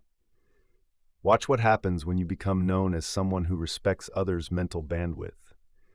People stop dreading your calls. They read your emails immediately rather than saving them for later. They seek your input during tight discussions because they know you won't hijack the conversation. Brevity works like compound interest. The time you save with concise communication accumulates and creates space for more meaningful exchanges. 5 minutes saved in every meeting might not seem significant, but multiply that across weeks and months, and you've created hours of opportunity for deeper connection and more important work. Consider tracking your progress with simple metrics. How long are your typical emails? How many words do you use to introduce yourself? How often do people ask you to repeat or clarify what you've said? As these numbers decrease, your impact will increase proportionally. Like any skill worth developing, measurable feedback accelerates improvement. Your phone can be a powerful ally in this practice. Record yourself explaining a concept, then listen back. Most people are shocked by how much they ramble when they hear themselves. Transcription apps can even count your words and help you identify patterns in your speech that could be more efficient. This kind of self-awareness is uncomfortable but transformative. The practice of brevity isn't about becoming robotic or terse. Warmth and connection are still essential. Think of it as removing the unnecessary rather than restricting expression. A heartfelt, "I'm so proud of you," carries more emotional impact than a paragraph of praise padded with qualifiers and explanations. The ultimate goal of practicing brevity isn't just to speak less. It's to ensure that what you do say carries maximum impact, respects the listener's time, and leaves a lasting impression. When you master brevity, your first 5 words will hook attention, your next 10 will deliver value, and your final 5 will inspire action or thought long after the conversation ends.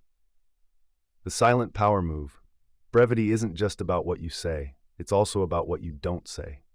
Strategic silence is perhaps the most underrated communication tool available to us.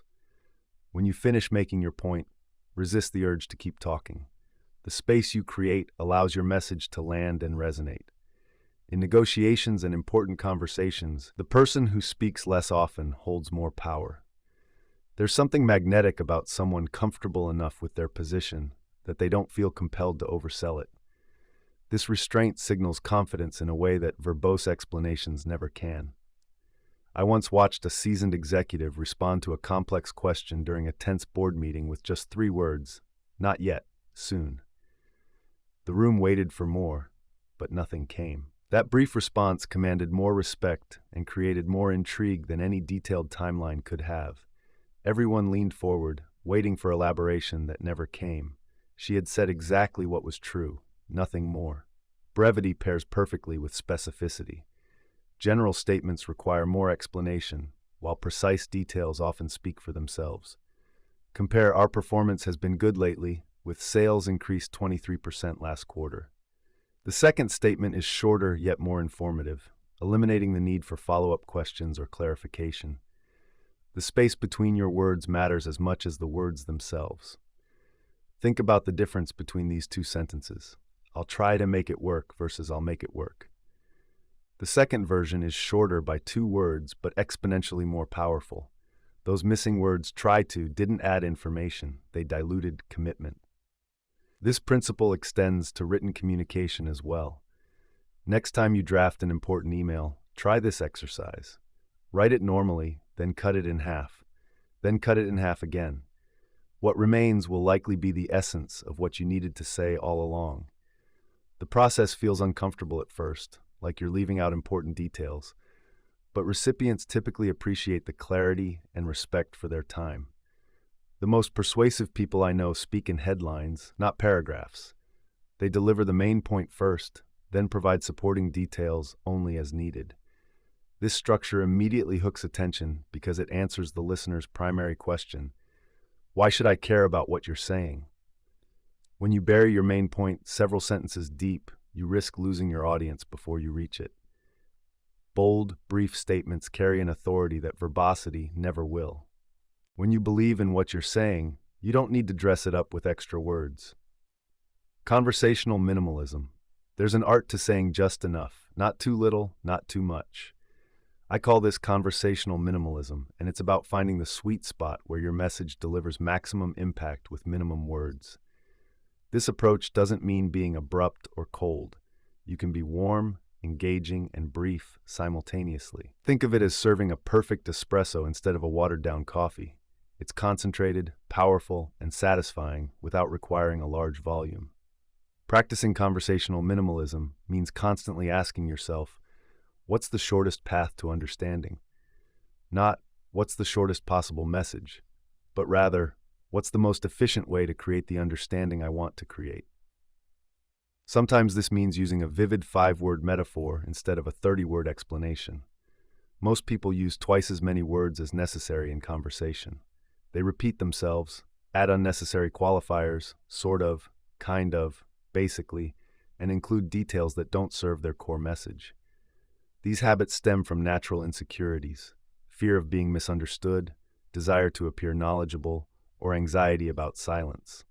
When you remove these verbal fillers, something interesting happens. Your words carry more weight.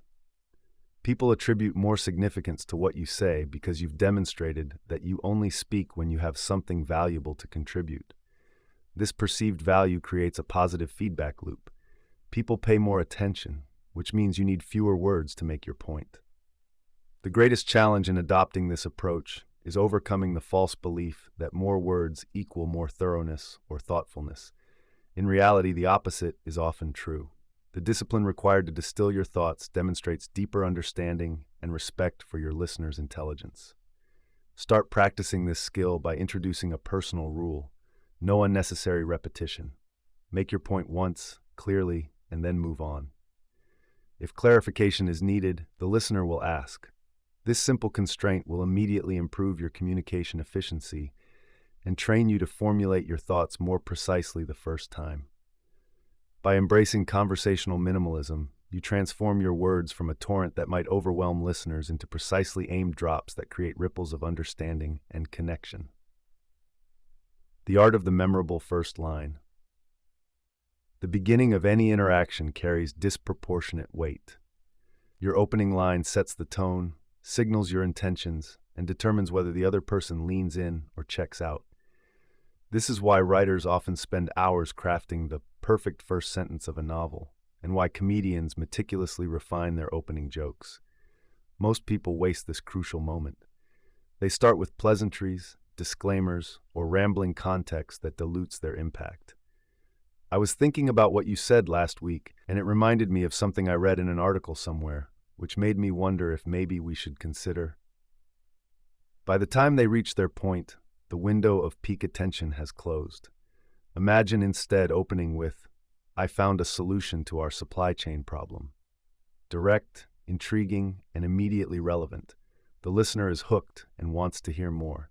You've created a gap in their knowledge that they're now motivated to fill. This technique works in virtually any context. Compare these introductions. I'm Jane Smith.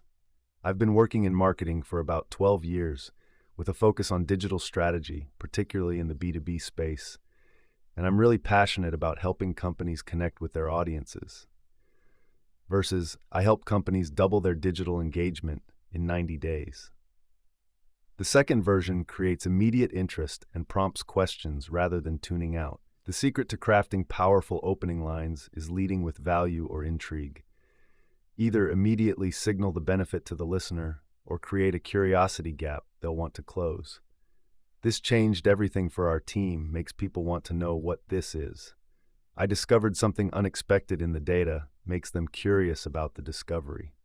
Your opening doesn't need to be dramatic, it just needs to be deliberate.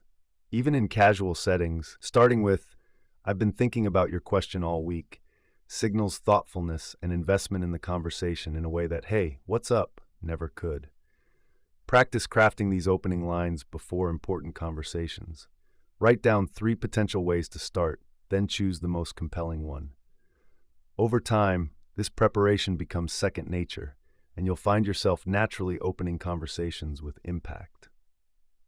The right first line acts as a filter, immediately signaling to the right people that they should pay attention. It's not about tricking people into listening. It's about efficiently connecting with those who will benefit most from what you have to say. The first 5 words out of your mouth determine whether you'll have the privilege of being heard for the next 5 minutes. Measuring your impact. How do you know if your practice of brevity is working? The signs are subtle but unmistakable. People stop checking their phones when you speak. They maintain eye contact. They ask follow-up questions that build on what you've said, rather than asking you to repeat or clarify. These are indicators that your message is landing cleanly and creating engagement rather than confusion. More tangibly, your ideas begin to spread. When you express concepts concisely, others can easily remember and repeat them. You might hear colleagues using your exact phrasing in meetings, or see your words reflected in company communications. This is the ultimate measure of communication effectiveness. Your language becomes part of the shared vocabulary. Notice, too, how your relationships shift.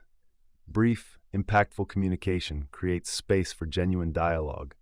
Rather than one person dominating with lengthy monologues, conversations become balanced exchanges. This equality nurtures deeper connection and mutual respect.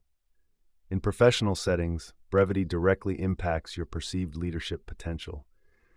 Studies consistently show that people who communicate concisely are rated as more intelligent, more confident, and more competent than their verbose counterparts.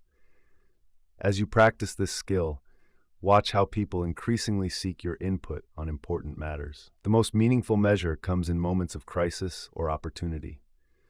When time is short and stakes are high, the person who can cut through noise and deliver clarity becomes invaluable. If you're increasingly called upon in these moments, your practice is paying dividends. Keep a simple journal noting instances where you consciously applied brevity principles and the results you observed. This reflection accelerates your learning and helps identify patterns in what works best for different situations and audiences. The ultimate measure of your communication isn't how much you say, but how much people remember, repeat, and act upon. When your brief messages create outsized impact, you'll know you've mastered the art of saying more with less. Breaking through the noise. We live in an age of unprecedented noise. The average person is bombarded with thousands of messages daily, from email notifications to social media updates to advertising. In this environment, length becomes the enemy of attention. The longer your message, the more likely it will be lost in the cacophony. Brevity cuts through this noise like a lighthouse beam through fog. While others are sending paragraph-long texts and emails, your concise communication stands out simply by being different. This distinctiveness alone gives you a competitive advantage in capturing attention. Think about your own experience receiving messages. Which do you respond to first, the 5-page email or the 3-sentence one? Which social media posts do you actually read fully, and which do you skim? We're all naturally drawn to content that respects our time and mental energy. The most successful communicators across all fields, from politics to business to entertainment, understand this dynamic. They don't try to compete with the noise by being louder or longer. Instead, they create contrast through clarity and brevity. Their messages feel like a deep breath in a crowded room. This principle applies equally to spoken and written communication. In meetings, the person who speaks for 2 powerful minutes often makes more impact than the one who rambles for 10. In presentations, slides with minimal text and maximum visual impact create more engagement than text-heavy alternatives. Your challenge is to become the signal rather than adding to the noise.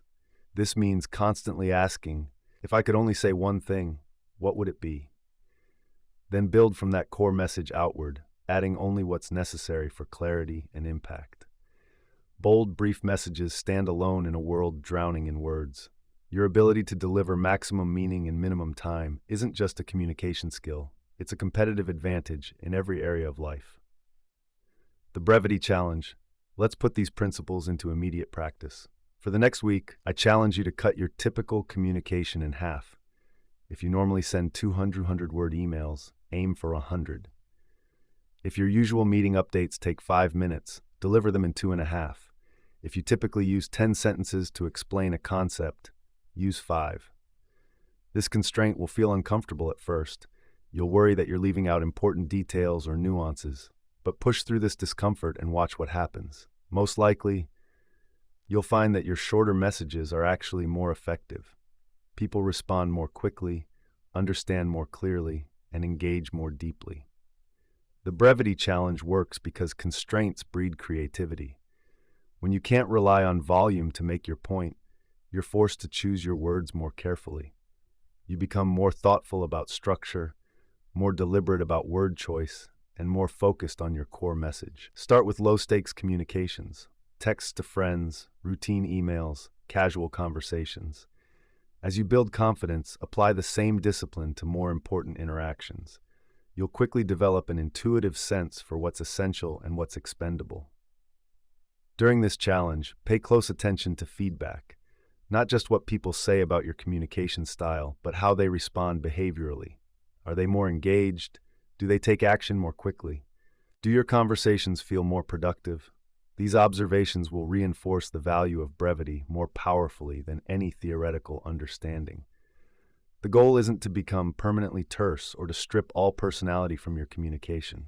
Rather, it's to develop the muscle of intentionality, to ensure that every word you speak or write serves a purpose. Once you've mastered this discipline, you can strategically choose when to elaborate and when to be concise. Throughout this challenge, remember that brevity isn't about saying less. It's about achieving more with fewer words. Success isn't measured by how much you cut, but by how much impact you create with what remains. By practicing the disciplined art of brevity, you transform every word into a deliberate choice rather than a reflexive habit, making your communication not just shorter, but immeasurably more powerful. From good to great, the final polish. The journey to mastering brevity isn't complete once you've trimmed the obvious excess. The difference between good and great communication often lies in the final polish, those small adjustments that maximize the impact of every word that remains. Consider the difference between these two sentences. I think we might want to consider possibly adjusting our approach to this project versus let's adjust our approach. The second version uses 75% fewer words while delivering 100% more impact. This isn't just about length, it's about clarity, confidence, and directness. The final polish means eliminating hedge words and qualifiers. Sort of, kind of, maybe, I think, possibly. These terms might seem to soften your message in a helpful way, but they actually undermine your authority and create unnecessary ambiguity. When you believe something is true or necessary, state it directly. Similarly, watch for redundancies that sneak into our everyday language. Phrases like absolutely essential, if it's essential, absolutely adds nothing. Basic fundamentals, fundamentals are by definition basic.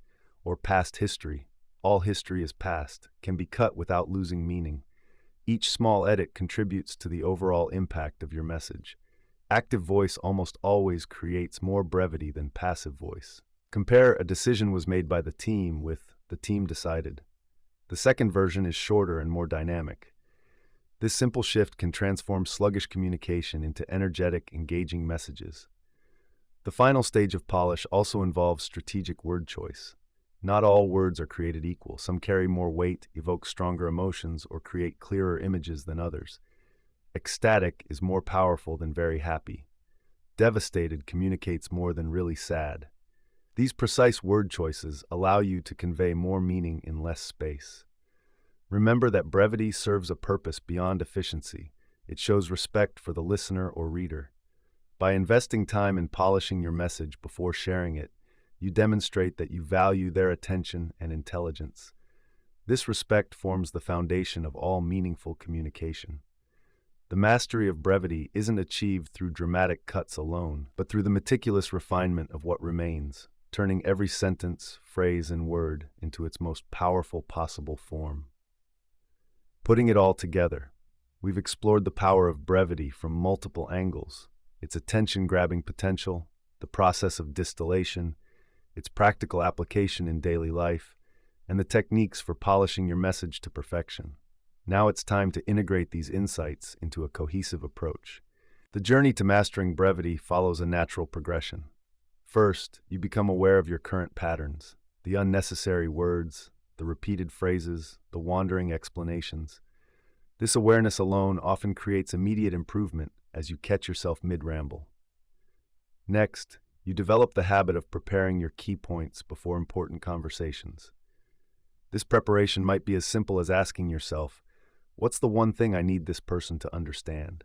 Or as detailed as drafting and editing your opening lines for a crucial presentation. The third stage involves active practice in low-stakes situations. You experiment with more concise explanations in casual settings, noting which approaches create the most engagement and understanding. These small successes build confidence for higher-stakes communication. Finally, you begin to receive the benefits of your practice: more attentive listeners, faster responses to your messages, greater influence in meetings, and stronger connections in personal relationships. These positive outcomes reinforce your commitment to brevity as a core communication value. Throughout this journey, remember that brevity isn't about speaking less for the sake of it. The goal is meaningful impact, creating understanding, inspiring action, and building connection with maximum efficiency. Sometimes this means a single perfect sentence. Other times, it means a carefully structured 5-minute explanation of a complex topic. The masters of this art develop an intuitive sense for exactly how much information is needed in each unique situation. They can expand or contract their communication like a photographer adjusting focus, zooming in on essential details, or pulling back to show the bigger picture, always framing their message for maximum impact. Brevity is ultimately about respect for your audience's time, for your message's importance, and for your own ideas. When you distill your communication to its powerful essence, you honor all three, creating moments of connection and clarity in a world desperately in need of both. The less is more blueprint. When we strip away the excess, we discover what truly matters. Brevity isn't just about using fewer words, it's about creating more impact with each word you choose. By mastering concise communication, you respect others' time while simultaneously commanding their attention. Remember that attention is the most valuable currency in our oversaturated world. The ability to distill complex thoughts into clear, impactful messages isn't just a nice skill to have. It's essential for anyone who wants to be heard and remembered in today's fast-paced environment. Let's not just talk about brevity. Let's put it into practice. The Precision Protocol: crafting conversations that land ready to transform your communication style. Here's a 7-day process to train yourself in the art of brevity. Day 1, message mining, 15 minutes. Identify 3 to 5 key messages you communicate regularly. Write them down exactly as you typically express them, including all details and tangents. Be honest about your verbal habits. Day 2, ruthless reduction, 20 minutes. Take each message and cut it in half. Then cut it in half again. Challenge yourself to express the core idea in one sentence of 10 words or less. For example, I believe we should implement a new project management system because our current one lacks the necessary features for tracking multiple concurrent projects effectively. Becomes, our current system can't handle multiple projects. We need an upgrade. Day 3. Mirror practice. Stand in front of a mirror and deliver your condensed messages. Pay attention to your delivery. Speak clearly, make eye contact with yourself, and use natural pauses for emphasis. Record yourself if possible. Day 4. Low-stakes testing throughout the day.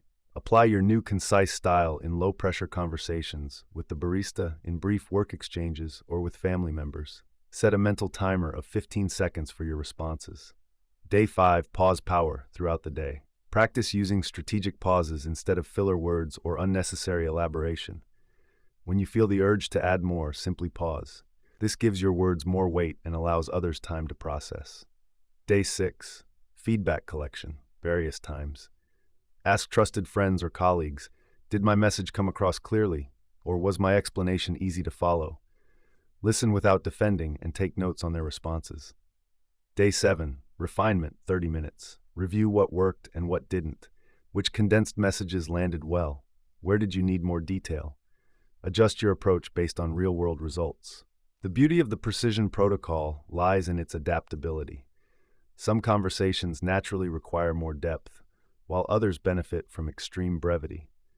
Your goal isn't to speak like a robot with clipped responses. It's to develop the discernment to know exactly how much is needed and not a word more. As you master brevity, you'll notice people leaning in when you speak, fewer glazed-over expressions, and increased engagement with your ideas. Your words will carry more weight because each one is chosen with intention.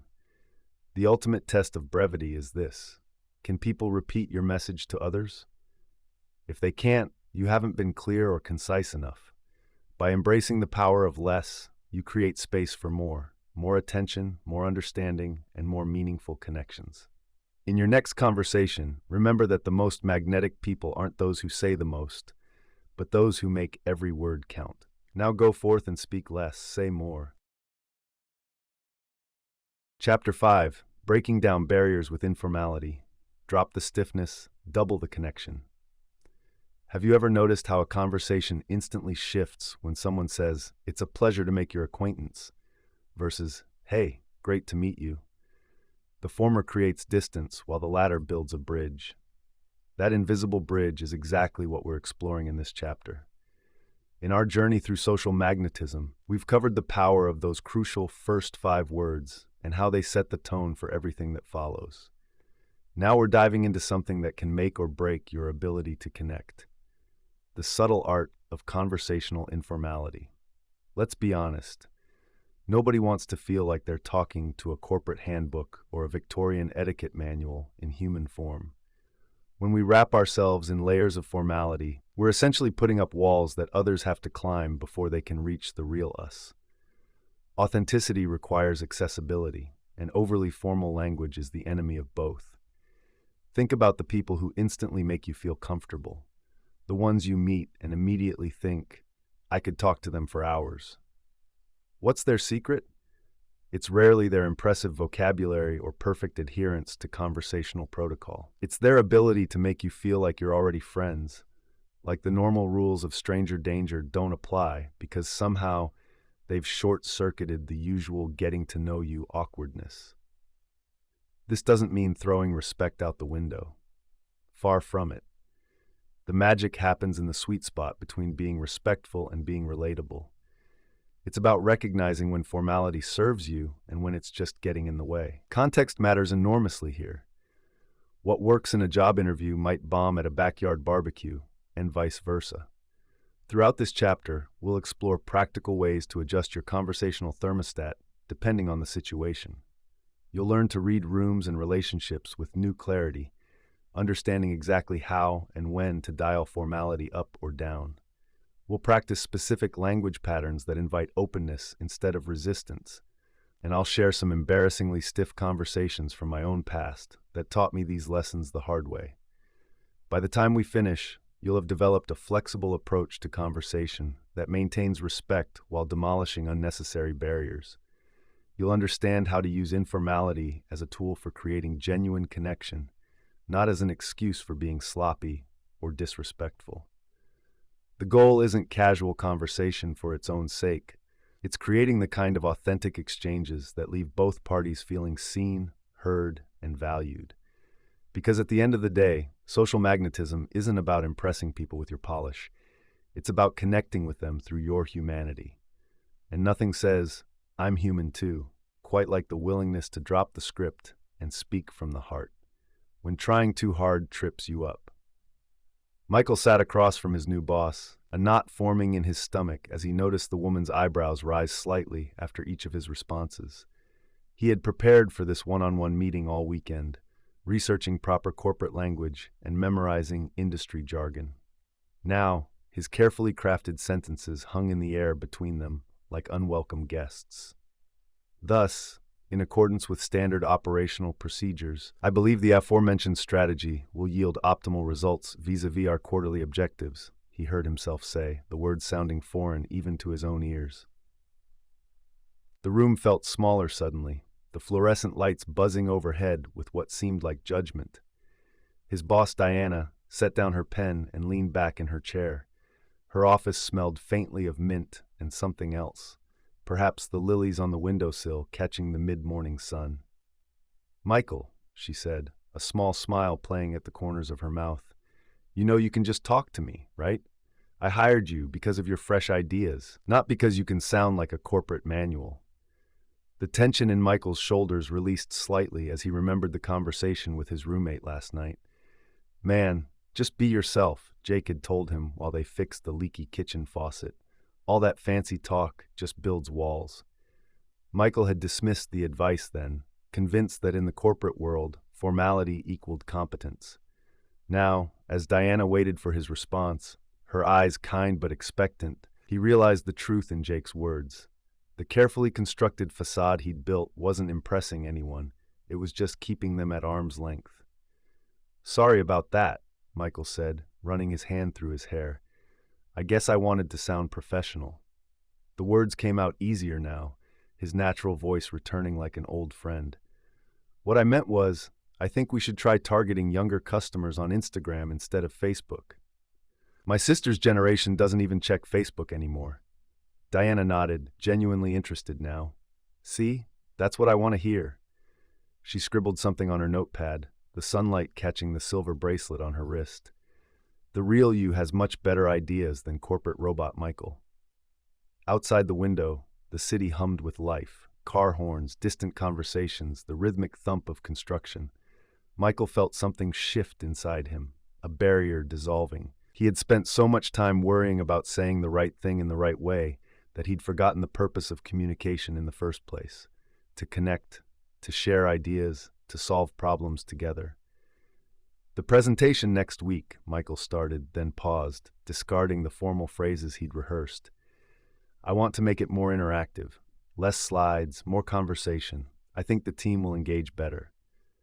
The words flowed naturally now, and with them came new ideas, bubbling up once freed from the constraints of unnecessary formality. When we strip away our self-imposed formalities, what truths and connections might we discover hiding beneath our carefully constructed words? The art of genuine connection. Have you ever noticed how some people can make you feel comfortable within seconds of meeting them? They have this magical ability to dissolve tension and create an atmosphere where conversation flows naturally. What's their secret? More often than not, it's their skillful balance of respect and informality. Formality has its place in certain settings: job interviews, diplomatic meetings, or when addressing dignitaries. However, excessive formality can create invisible walls between people. When we're overly formal, we tend to choose our words carefully, overthink our responses, and maintain a psychological distance that prevents genuine connection.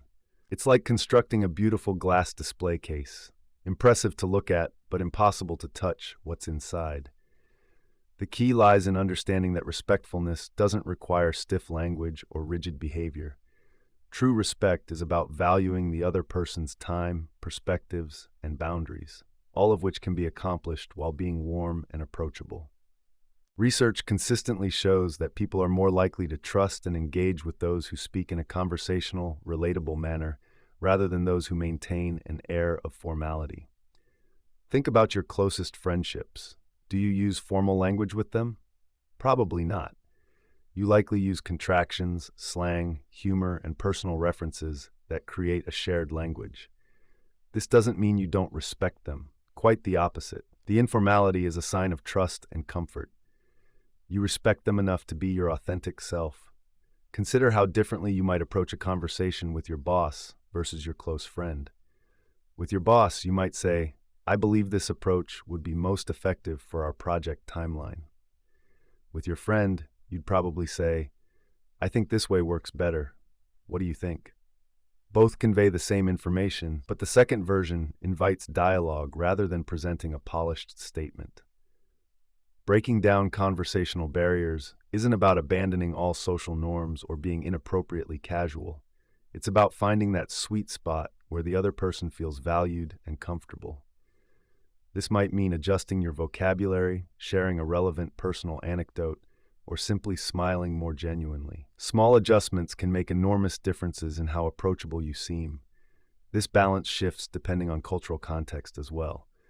What's considered appropriately informal in one culture might be shockingly casual in another.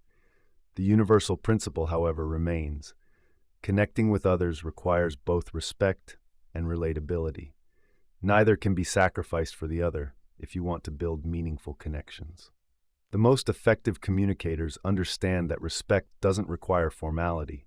It requires genuine interest in the other person and an authentic presentation of yourself. Reading the room, adjusting your formality dial.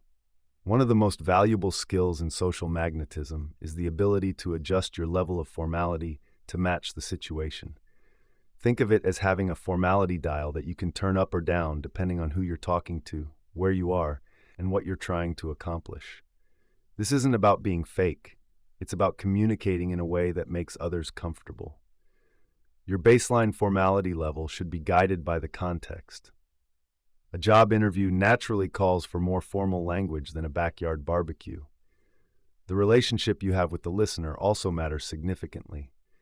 You wouldn't speak to your grandmother the same way you speak to your college roommate. Age differences, power dynamics, cultural backgrounds, and even the physical setting all provide clues about the appropriate level of formality.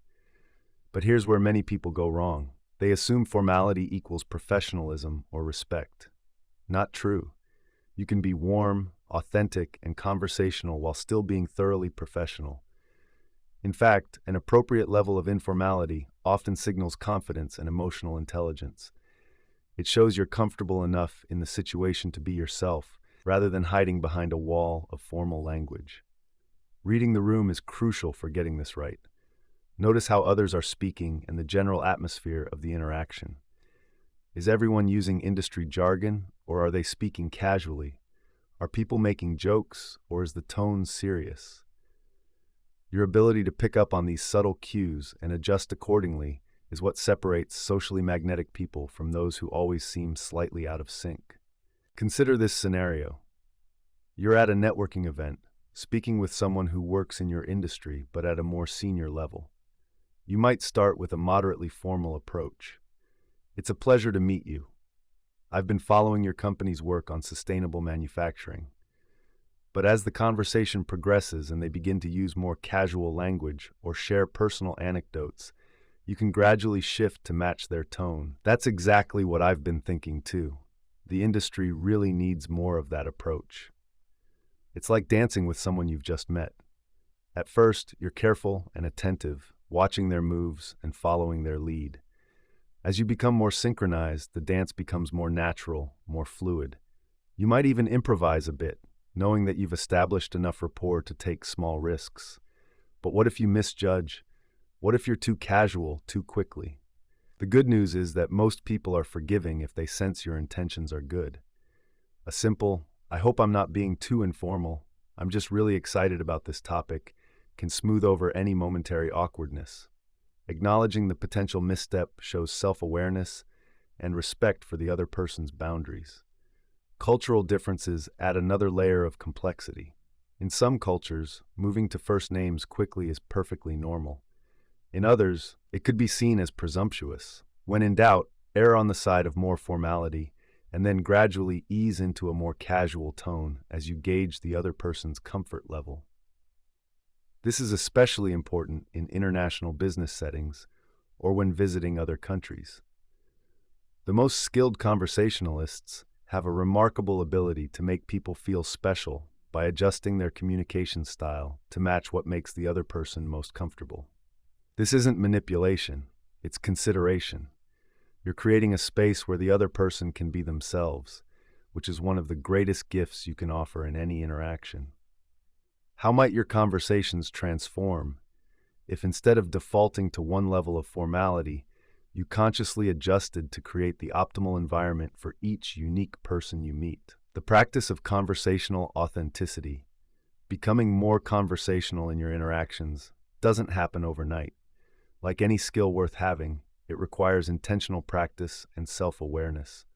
The good news, the practice itself can be enjoyable and immediately rewarding as you watch your connections with others deepen. Start by observing your own speech patterns in different contexts. Do you use drastically different vocabulary when speaking to authority figures versus peers? Do you find yourself stiffening up in certain situations, choosing words that don't feel natural to you? This awareness is the first step toward more authentic communication. Notice without judging, we all have these patterns, and they often developed as protective mechanisms in social situations. Next, experiment with small adjustments to your usual style. If you tend to be overly formal, try incorporating contractions, saying I'm instead of I am, or using shorter, simpler sentences. If you naturally lean very casual, practice maintaining your authenticity while adding a touch more polish when the situation calls for it. These subtle shifts can make an enormous difference in how accessible you seem to others. Think of conversational language as a bridge you're building between yourself and another person. Every word choice, every question, every bit of shared experience is another plank in that bridge. Formal language often creates a longer, more complex bridge that takes time to cross. Conversational language shortens the distance, making it easier for both parties to meet in the middle. I remember attending a workshop where two presenters covered similar material with vastly different approaches. The first speaker was technically perfect, well-dressed, articulate, with flawless slides, but they spoke as if reading from a textbook, using complex terminology and maintaining a professional distance. The second speaker was more casual, occasionally stumbled over words, and even shared a few personal stories that weren't perfectly polished. By the end, guess which speaker had people lining up to talk more? The second one, by a landslide. Their conversational style created an immediate sense of trust and approachability that the first speaker's formality couldn't match.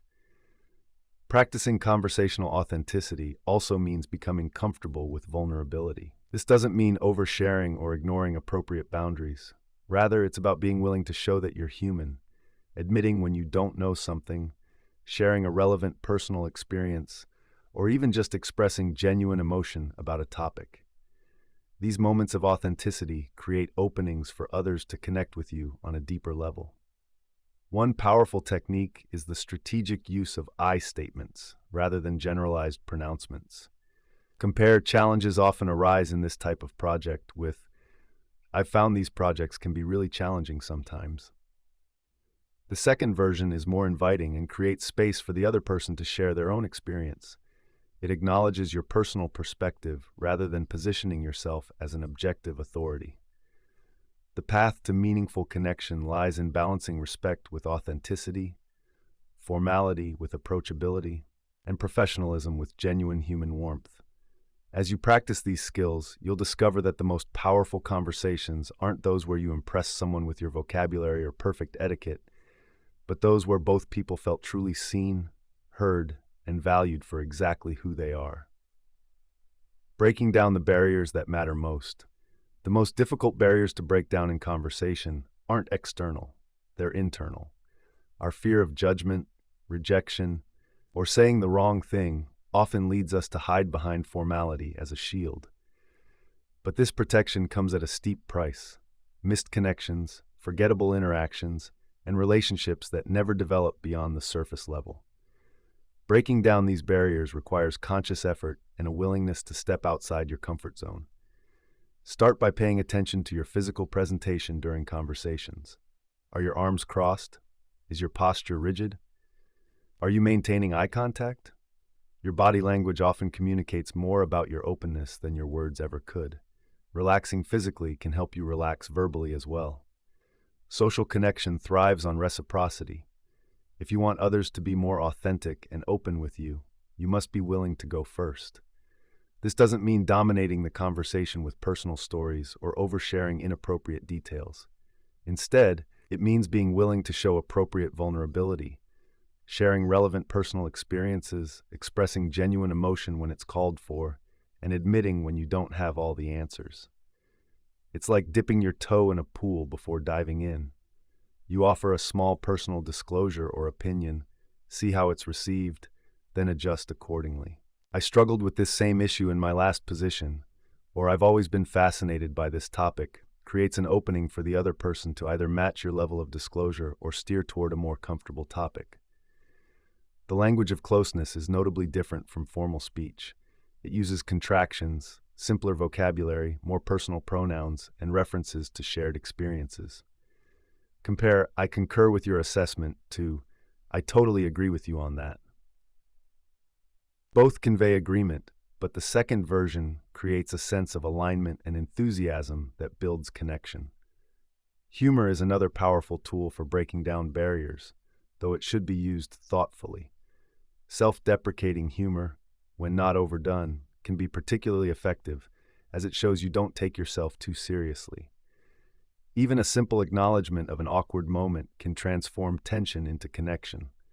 "Well, I certainly walked right into that one, didn't I?" Shared laughter creates instant bonds. Remember that informality exists on a spectrum, not as an on-off switch. In a business setting, informality might mean using the person's first name when appropriate, making a relevant sports reference, or sharing a brief anecdote about your weekend that relates to the topic at hand. In a social setting with close friends, it might mean using inside jokes, casual language, and more personal disclosures. The key is matching your level of informality to what's appropriate for the relationship and context. The most socially magnetic people understand that authentic connection happens when both parties feel safe enough to lower their guards. Creating that safety for others through your open body language, conversational tone, appropriate self-disclosure, and genuine interest is the greatest gift you can offer in any interaction. The skills of balancing respect with relatability, adjusting your formality level appropriately, and practicing conversational authenticity all serve a single purpose: creating a space where genuine human connection can flourish without the barriers that formality often creates unnecessarily between us. The psychology of informality. When we strip away unnecessary formality, something fascinating happens in our brains. Research in social psychology suggests that conversational language activates different neural pathways than formal language. When we hear conversational language, our brains process it more efficiently and with less cognitive load. This means we can focus more on connecting with the person rather than decoding their message. Formality creates psychological distance. It signals, "I am different from you," or "we are not in the same social group." While sometimes appropriate, this distance prevents the formation of quick rapport. Conversational language, in contrast, signals we're similar and we belong to the same group, powerful triggers for trust and connection in the human brain. Think about how differently your brain processes these two statements.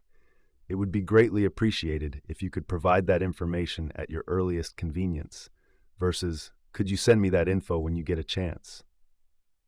The first requires more mental translation, creates more distance, and feels less direct. The second gets straight to the point while still being respectful. Our brains are constantly scanning for cues about whether someone is like us or not like us. These unconscious assessments happen within seconds of meeting someone new and significantly impact how much we trust them. Using naturally conversational language helps bridge that gap, sending subtle signals that say, "I'm someone you can relate to and trust." This doesn't mean you should completely abandon all formality in professional settings. Rather, it suggests finding ways to maintain professionalism while incorporating elements of conversational speech that help others connect with you. Even in highly formal environments, small touches of conversational language can make an enormous difference in how approachable you seem. Finding your authentic voice. One common misconception about conversational language is that it means speaking exactly as you would with your closest friends.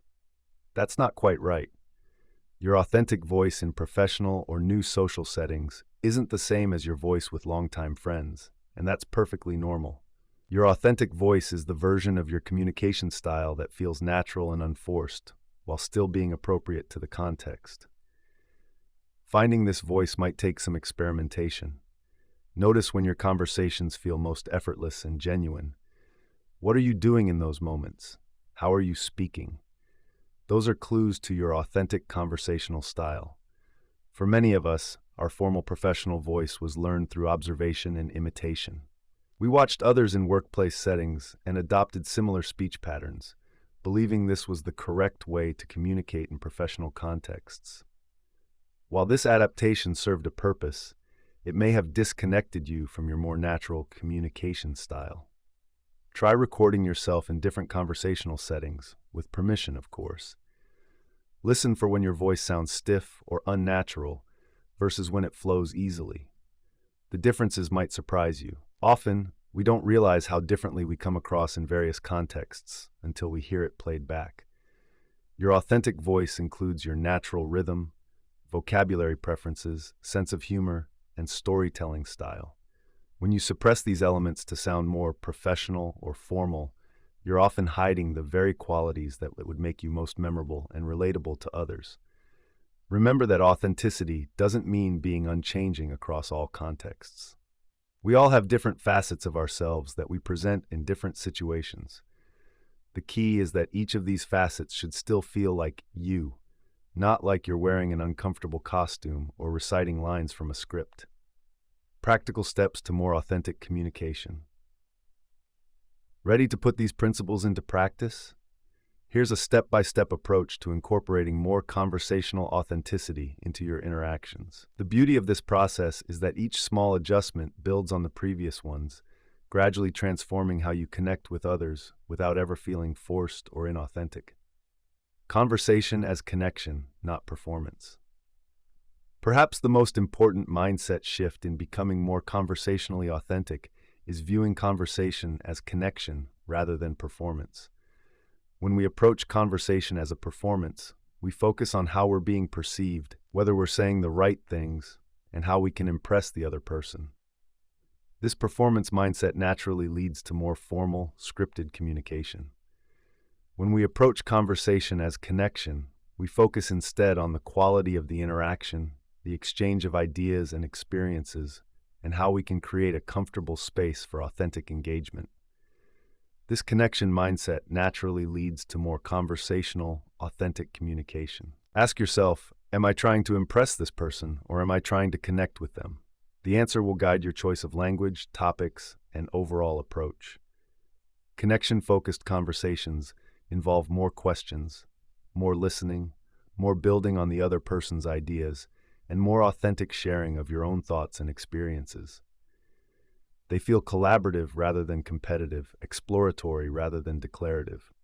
Next time you find yourself slipping into formal performance mode, gently remind yourself that your goal is connection, not impression. This simple shift in intention can transform how you communicate and how others experience their interactions with you. The journey toward more authentic, conversational communication isn't about abandoning all formality or professionalism.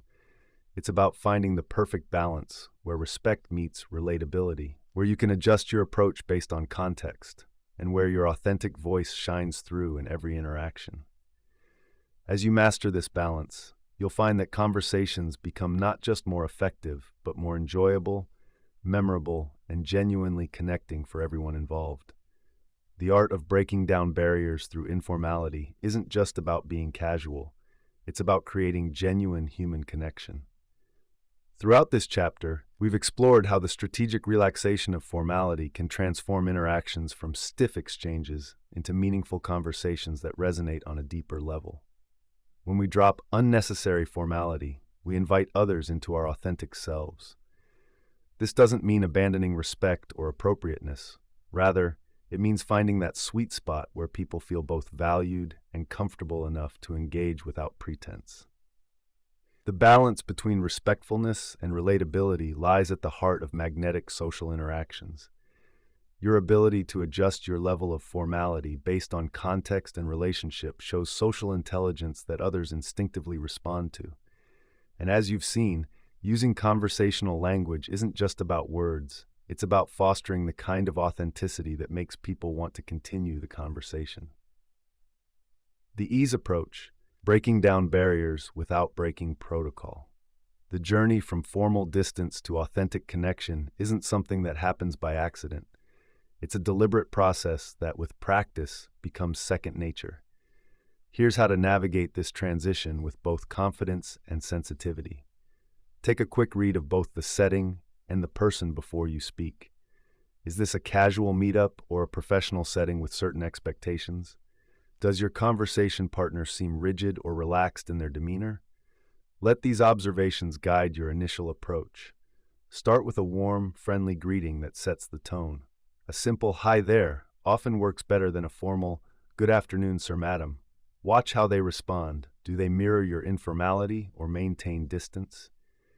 Begin adjusting your language based on their response. If they seem receptive to informality, gradually incorporate more conversational elements. Replace "I would appreciate it if" with "I'd love it if." Swap "that is quite interesting" with "that's really cool." Use contractions naturally, can't, don't, we're. Pay attention to micro-reactions throughout the conversation. If a casual joke lands well, you might lean further into humor. If your informality seems to create discomfort, dial it back slightly. This isn't about forcing casualness. It's about finding the level of formality that creates the most comfortable space for connection. The beauty of this approach is that it becomes more intuitive with practice. You'll start to recognize the subtle cues that indicate when someone is ready for more relaxed interaction versus when they need more formal boundaries maintained. Remember that breaking down barriers isn't about dismantling all social structures or appropriate boundaries. It's about removing unnecessary obstacles to human connection. The formality we've been taught often serves as armor, protection against vulnerability and genuine exchange. By thoughtfully adjusting your approach, you create safe spaces for others to lower their own shields. The most magnetic people understand this intuitively. They know when to be formal and when formality only gets in the way. They adapt their language not as manipulation, but as consideration, meeting others where they are and gently inviting them into a space where real conversation can happen. As you move forward, challenge yourself to notice the invisible barriers that formality sometimes creates in your daily interactions. Test different approaches, reflect on the results, and continuously refine your ability to connect authentically with others. The relationships you build and the conversations you unlock will prove that the effort is worthwhile. The path to social magnetism isn't paved with impressive vocabulary or rigid etiquette. It's built on the foundation of making others feel seen, heard, and comfortable in your presence. Master the art of appropriate informality, and you'll find doors opening that formal language alone could never unlock. Chapter 6. The Name Game, Personalization in Practice. When your name echoes, the world stops. I remember the exact moment I realized how magnetic the sound of my own name could be. I was rushing through a crowded airport terminal, mentally rehearsing my presentation, when someone called out, "Hey, Sarah!" I stopped dead in my tracks. I didn't even know anyone in that airport. Turns out they were calling a different Sarah, but my brain couldn't help but respond. That's the raw power of our names. Your name is far more than just a label. It's a trigger that cuts through the noise, instantly commanding your attention and signaling that what follows matters specifically to you. In our increasingly impersonal digital world, hearing your name spoken creates an immediate psychological shortcut to connection. This isn't just nice, it's neurologically hardwired. Brain scans show unique activation patterns when people hear their own names compared to other words, even in noisy environments where other sounds get filtered out. The first 5 words of any conversation set the trajectory for everything that follows. Including someone's name in that crucial opening creates an immediate personalization that transforms an ordinary interaction into something remarkable. Think about it. Excuse me feels generic and forgettable. Excuse me, David feels directed, intentional, and impossible to ignore. That tiny adjustment creates a fundamentally different interaction. We've all experienced the difference between being remembered and being forgotten. When the barista recalls your usual order, or when a colleague references something you mentioned weeks ago, there's that small but unmistakable feeling of mattering. Using someone's name is the simplest way to create that same feeling instantly. It communicates, "I see you as an individual," before you've even delivered your actual message. The psychology behind this is fascinating and practical. Our names are inextricably linked to our identity and self-worth. From childhood, our names become central to how we understand ourselves in relation to others. When someone uses our name, they're acknowledging our individuality in a world where being just another face in the crowd is the default. This creates an immediate opening for connection that might otherwise take minutes or even hours to establish. Throughout this chapter, we'll explore 3 critical dimensions of the name game. First, we'll dive deeper into the psychological foundations that make names so powerful, examining why this simple technique works across cultures and contexts. Next, we'll tackle the practical challenges: how to remember names when you're nervous, techniques for seamless recall, and systems that ensure you never draw a blank at crucial moments. Finally, we'll look at real-world experiments that demonstrate the measurable impact of personalization on everything from sales outcomes to relationship development. This isn't about manipulation, it's about meaningful connection. Using someone's name isn't a trick, it's a tool for cutting through social barriers and creating authentic moments of recognition. When you master this fundamental skill, you transform from someone who merely participates in conversations to someone who creates memorable interactions that others gravitate toward. The difference between forgettable and magnetic often comes down to this simple practice. The recognition revolution names matter because recognition matters. In the chapters ahead, we'll transform how you approach every conversation by putting this insight into practice. You'll learn not just to remember names, but to use them strategically, creating a personalized experience that makes others feel singularly important. Because when it comes to social magnetism, the most powerful moments often begin with the simplest words. It's great to see you, name. The subtle dance of names. John Carmichael stood at the crowded bar, the remnants of his drink leaving condensation rings on the polished wood. People pushed around him, their voices melding into a single humming organism. The bartender glanced his way but skipped over him to serve 3 young women who had just arrived. John sighed. It had been 15 minutes. "Hey, Maria," he called out, remembering the bartender's name from the chalkboard behind the counter. Her head snapped toward him instantly, eyes locking with his. "Could I get another whiskey when you have a second?" Maria nodded with a small smile. "Be right with you, John." She responded, though he hadn't introduced himself. She must have heard his friends use it earlier. The interaction left him with a curious warmth that outweighed his mild irritation from being overlooked. The bar smelled of spilled beer and faint perfume. Classic rock played just loud enough to fill silence, but not loud enough to prevent conversation. John watched Maria work, noticing how customers whose names she used seemed to leave larger tips. There was something powerful in that small personal touch. He thought back to his job at the investment firm, where clients were often reduced to account numbers and portfolio values. The senior partners who remembered personal details, names of spouses, children's college choices, vacation spots, invariably managed the largest accounts. A memory surfaced from his childhood.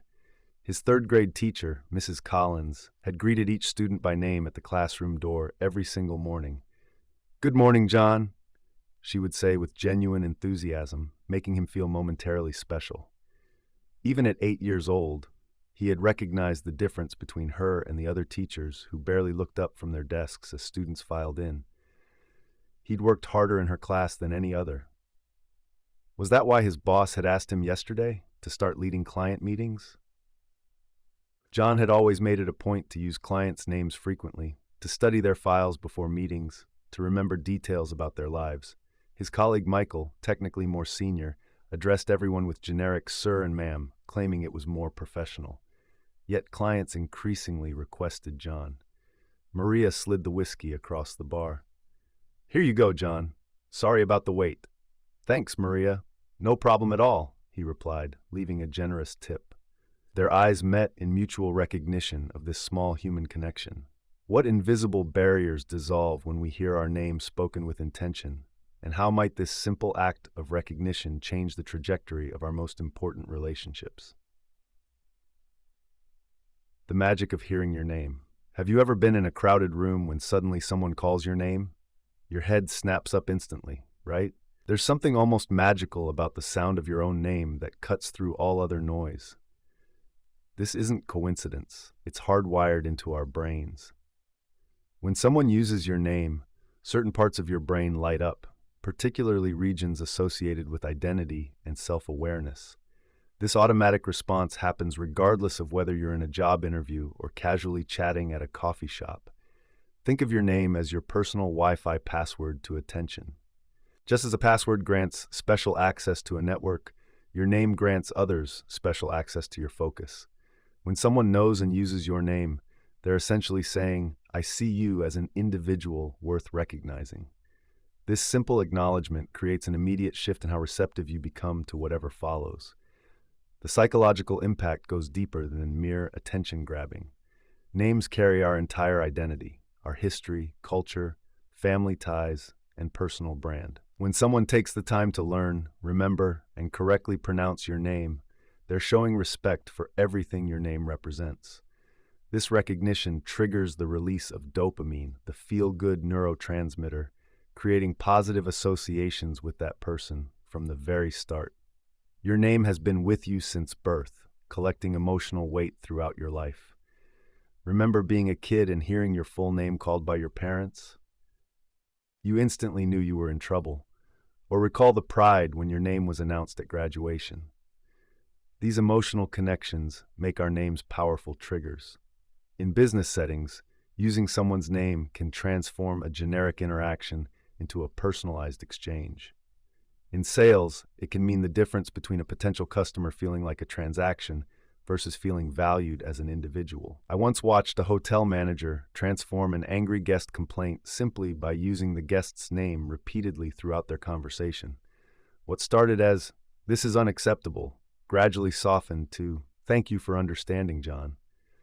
No special discounts or upgrades were offered, just the consistent, respectful use of the guest's name. This recognition validated the guest's concerns and demonstrated that he was being heard as an individual, not just another problem to solve. Your name is the most personal sound you can hear, activating unique neural pathways and emotional responses that no other word in language can trigger. Name recall, your secret conversational superpower. Remembering someone's name might seem like a small detail, but it's actually one of the most powerful tools in your social arsenal. Dale Carnegie famously said, "A person's name is to that person the sweetest and most important sound in any language." Yet despite knowing this, many of us struggle with name recall. We meet someone, exchange names, and seconds later find ourselves thinking, "Wait, what was their name again?" This common challenge stems from the fact that when introductions happen, we're often distracted by other thoughts. What we'll say next, how we're being perceived, or simply trying to remember why we walked into the room in the first place. The good news? Name recall is a skill, not a talent. Like any skill, it can be developed with intention and practice. The first strategy is embarrassingly simple. Actually listen when someone states their name. This sounds obvious, but most of us are already formulating our response while the other person is speaking. Try this. The next time someone introduces themselves, pause everything else in your mind and focus solely on their name. Repeat it internally. Visualize it spelled out. Make it your only priority for that brief moment. Immediate repetition works wonders for short-term memory. After hearing someone's name, use it right away in your response. "Great to meet you, Taylor," or "What brings you to this event, Alex?" This not only helps cement the name in your memory, but also creates an immediate personal connection. For added reinforcement, try to use their name again naturally within the first minute of conversation, and then again when concluding your interaction. Association techniques leverage your brain's natural ability to connect information. When you meet Sarah with the red glasses, your brain now has a visual hook to hang the name on. The associations can be based on physical characteristics, rhymes, similar names you already know, or even silly connections that only make sense to you. I once remembered a man named Marshall because he had a very authoritative, Marshall-like demeanor. The association doesn't need to be clever or profound, it just needs to work for you. For more challenging names, don't be afraid to ask for clarification or spelling. Most people appreciate the effort and would rather you ask than repeatedly use their name incorrectly. You can say, "Could you spell that for me? I want to make sure I get it right." Then visualize the spelling or jot it down if appropriate. For names from cultures different from your own, listen carefully to pronunciation and repeat it back for confirmation. This extra step shows respect and genuine interest. One practical approach that works especially well for networking events is the connection card technique. After meeting someone, take a moment to jot down their name and a few key details on the back of their business card or in a notes app. Include any distinctive features, topics you discussed, or mutual connections. Review these notes before your next potential meeting. This method has saved me countless times, especially when reconnecting with someone months after an initial introduction. The hardest part of name recall isn't the memory techniques. It's making the conscious decision that remembering names matters. When you genuinely believe that using someone's name is a sign of respect rather than just a social nicety, your brain prioritizes that information differently.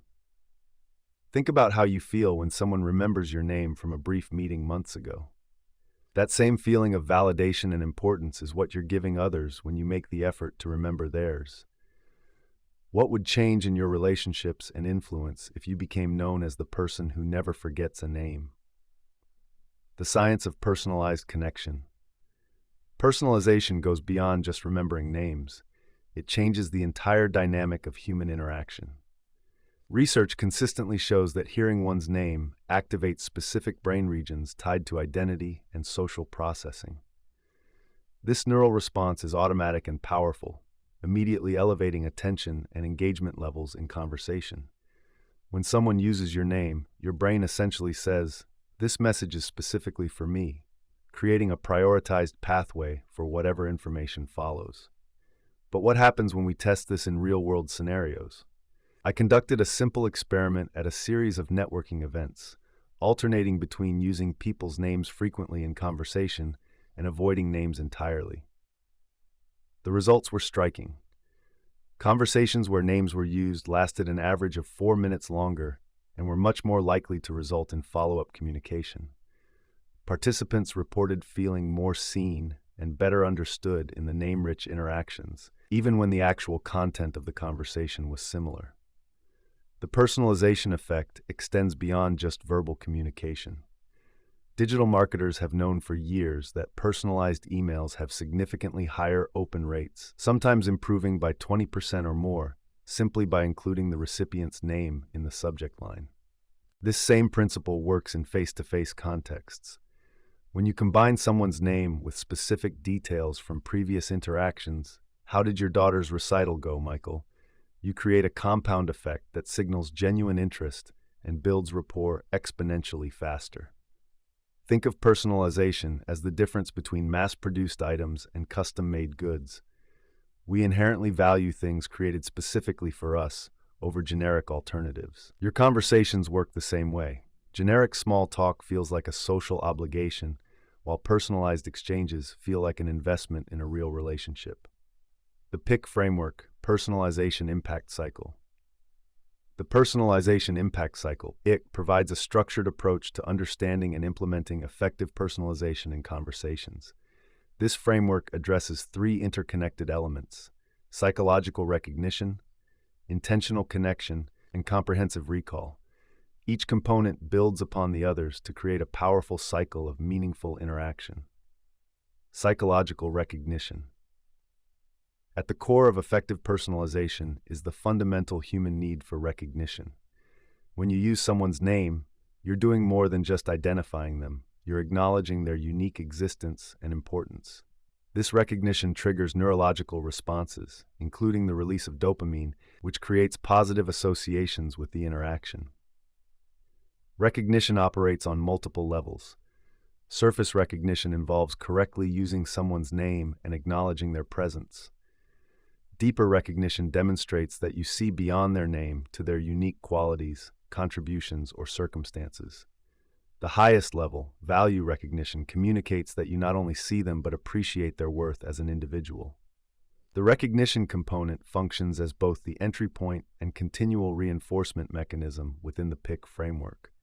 By consistently using recognition techniques throughout a conversation, you maintain engagement and strengthen the personalization effect. This isn't about manipulation.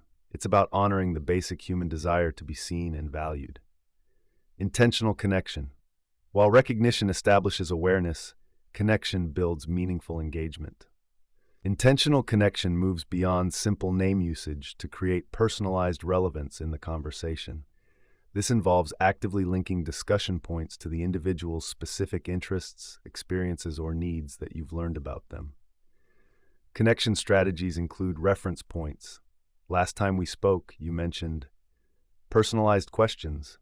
How did your project in Chicago turn out? And tailored insights. This reminds me of what you were saying about your approach to team management. These techniques demonstrate that you're not just having a generic conversation, but one specifically crafted for this individual. The connection component transforms standard exchanges into memorable interactions. When someone feels that a conversation has been tailored specifically to them, they invest more attention and emotional energy into the exchange. This investment creates the foundation for longer-lasting relationships and more productive outcomes. Comprehensive recall. The recall component addresses the practical challenge of remembering personal details for effective personalization. Without reliable recall strategies, even the best intentions for personalization fall flat. Comprehensive recall involves both memory techniques and systems for storing and retrieving personal information. Effective recall combines immediate strategies, repetition, association, visualization, with long-term systems, digital notes, review practices, connection cards. The goal isn't just to remember names, but to build a growing repository of personalized knowledge about each important person in your network. What makes recall comprehensive is its scope beyond basic identification. Complete recall includes names, personal details, conversation history, shared experiences, and individual preferences. This depth of information allows for increasingly personalized interactions over time, creating a compound effect where each exchange builds upon previous connections. Dynamic interplay of the framework. The three components of the PIC framework don't operate in isolation but function as an integrated system. Recognition creates the opportunity for connection, which provides material for recall, which in turn enhances future recognition. This creates a self-reinforcing cycle where each interaction strengthens your ability to personalize effectively. The framework's power comes from its adaptability across contexts. In professional settings, it might emphasize formal recognition and business-relevant connections. In social contexts, it might focus more on personal interests and shared experiences. The principles remain consistent while the application flexes to fit the situation. One important aspect of the PIC framework is its emphasis on authenticity. Mechanical application of personalization techniques without genuine interest creates a disconnect that people intuitively sense. The framework works best when driven by a sincere desire to recognize others and build meaningful connections, rather than as a tool for manipulation or superficial networking. Practical application. Implementing the PIC framework begins with small, manageable steps. Start by focusing on consistent name usage in every interaction. Then add one personalized connection point based on previous conversations. Finally, Develop a simple system for recording and reviewing key details about important contacts. The real power emerges when all three components work together. Consider how a conversation might evolve using the complete framework. Alex, recognition. Great to see you again. I was thinking about that startup challenge you mentioned last month, recall. Did you end up implementing that solution we discussed for your team's communication issues? Connection. This brief opening accomplishes multiple goals simultaneously. It recognizes the person, demonstrates that you remember previous interactions, and creates an immediate, personalized connection point. The conversation is instantly more engaging than a generic, "How have you been?" As you practice with the framework, the components become increasingly integrated and natural. What begins as a conscious effort evolves into an intuitive approach to all your interactions.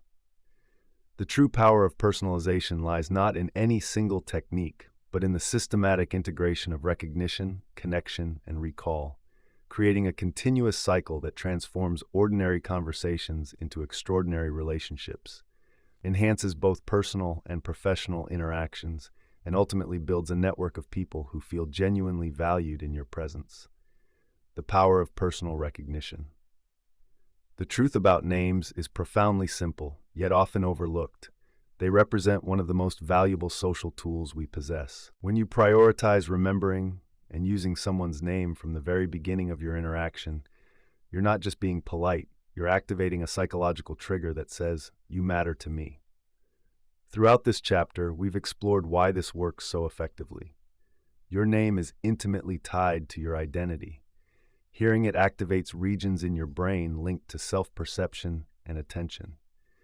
When someone remembers and uses your name, especially in those crucial first 5 words, they're sending a powerful signal that they see you as an individual worth noticing. Remember those memory techniques we discussed? They aren't just party tricks. The association method, spaced repetition, and immediate usage transform name recall from an awkward obligation into a natural habit that pays extraordinary dividends in your social interactions. Each time you connect a face with a distinctive feature, create a vivid mental image, or immediately use someone's name in conversation, you're building the neural pathways that make remembering effortless over time. The social experiments revealed something fascinating. People who heard their names used naturally throughout conversations consistently rated those interactions as more meaningful and authentic than those where their names were absent. This wasn't just preference, it was a measurable difference in how connected they felt to the speaker. But perhaps most importantly, what we've discovered is that the intentional use of names creates a reciprocal effect. When you remember and use someone's name, they're more likely to remember and use yours. This simple exchange becomes the foundation for what psychologists call reciprocal self-disclosure, the gradual sharing of information that builds trust and intimacy in relationships. This personalization practice isn't manipulation, it's recognition. It acknowledges the fundamental human desire to be seen and valued. In a world where distraction has become the default, giving someone the gift of your full attention, starting with their name, has become increasingly rare and therefore increasingly powerful. As you move forward from this chapter, I challenge you to approach every new introduction with the intention of truly learning someone's name, not just hearing it. Make it the cornerstone of your social strategy. The small effort required to implement these techniques will yield disproportionate returns in how you connect with others and how they remember you. After all, in the symphony of social interaction, your ability to remember and meaningfully use names isn't just playing the right notes, it's conducting the entire orchestra of connection. Chapter 7, Mastery Through Daily Conversation, From Knowing to Mastering, Why Most People Never Cross the Bridge. Practice is where theory becomes second nature. You've made it this far in your journey to becoming a magnetic conversationalist, consuming insights on how powerful those first 5 words can be. But there's a critical truth we need to address. Knowing about effective conversation openers is dramatically different from deploying them naturally in real life. This final instructional chapter tackles the most significant barrier between you and social fluency, the practice gap. The most socially magnetic people you've encountered didn't develop their abilities through passive reading. They've engaged in thousands of conversations, weathered awkward silences, recovered from verbal missteps, and gradually refined their approach. What looks like effortless charm is actually the culmination of consistent, intentional practice. The good news? You don't need decades to develop this skill. You just need the right daily approach. Daily practice transforms theoretical knowledge into embodied wisdom. Think about your current morning routine: making coffee, checking messages, perhaps some exercise, all automatic behaviors requiring minimal conscious thought. This same principle applies to social skills. When you practice starting conversations daily, what once felt awkward eventually becomes as natural as tying your shoes. Your brain literally rewires itself through repetition, turning deliberate actions into intuitive responses. The most significant obstacle to social magnetism isn't lack of knowledge, it's inconsistent application. Many readers will finish this book, feel temporarily inspired, then revert to old conversational habits within days. Transformation happens in the gap between knowing and doing, and this chapter will bridge that divide with specific daily practices that compound over time. Small, consistent social exercises yield exponentially greater results than occasional grand gestures. Beyond mere repetition, mastery requires intentional variety. Practicing the same conversation starter with the same type of person in the same setting creates limited skill transfer. True conversational adaptability comes from deliberately exposing yourself to different social contexts, professional settings, casual gatherings, one-on-one interactions, and group dynamics. Each environment presents unique challenges that strengthen different aspects of your social toolkit, much like cross-training develops overall athletic performance. What makes this final chapter particularly crucial is its focus on sustainability. Throughout this book, we've explored the psychology behind compelling openings, the mechanics of vocal delivery, the power of question formulation, and techniques for reading social cues. Now we integrate these elements into your everyday life through manageable practices that prevent overwhelm and burnout. The journey to social magnetism isn't about perfection. It's about progress through consistent, enjoyable practice. As we close the instructional portion of our journey together, we'll explore three interconnected elements of daily mastery: developing a consistent practice routine, expanding your conversational toolkit through diverse experiences, and implementing a system for continuous improvement.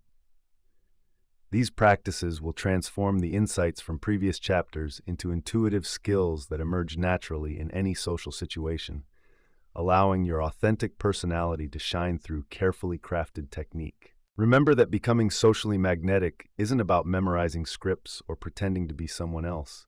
It's about removing the barriers between your true self and effective expression.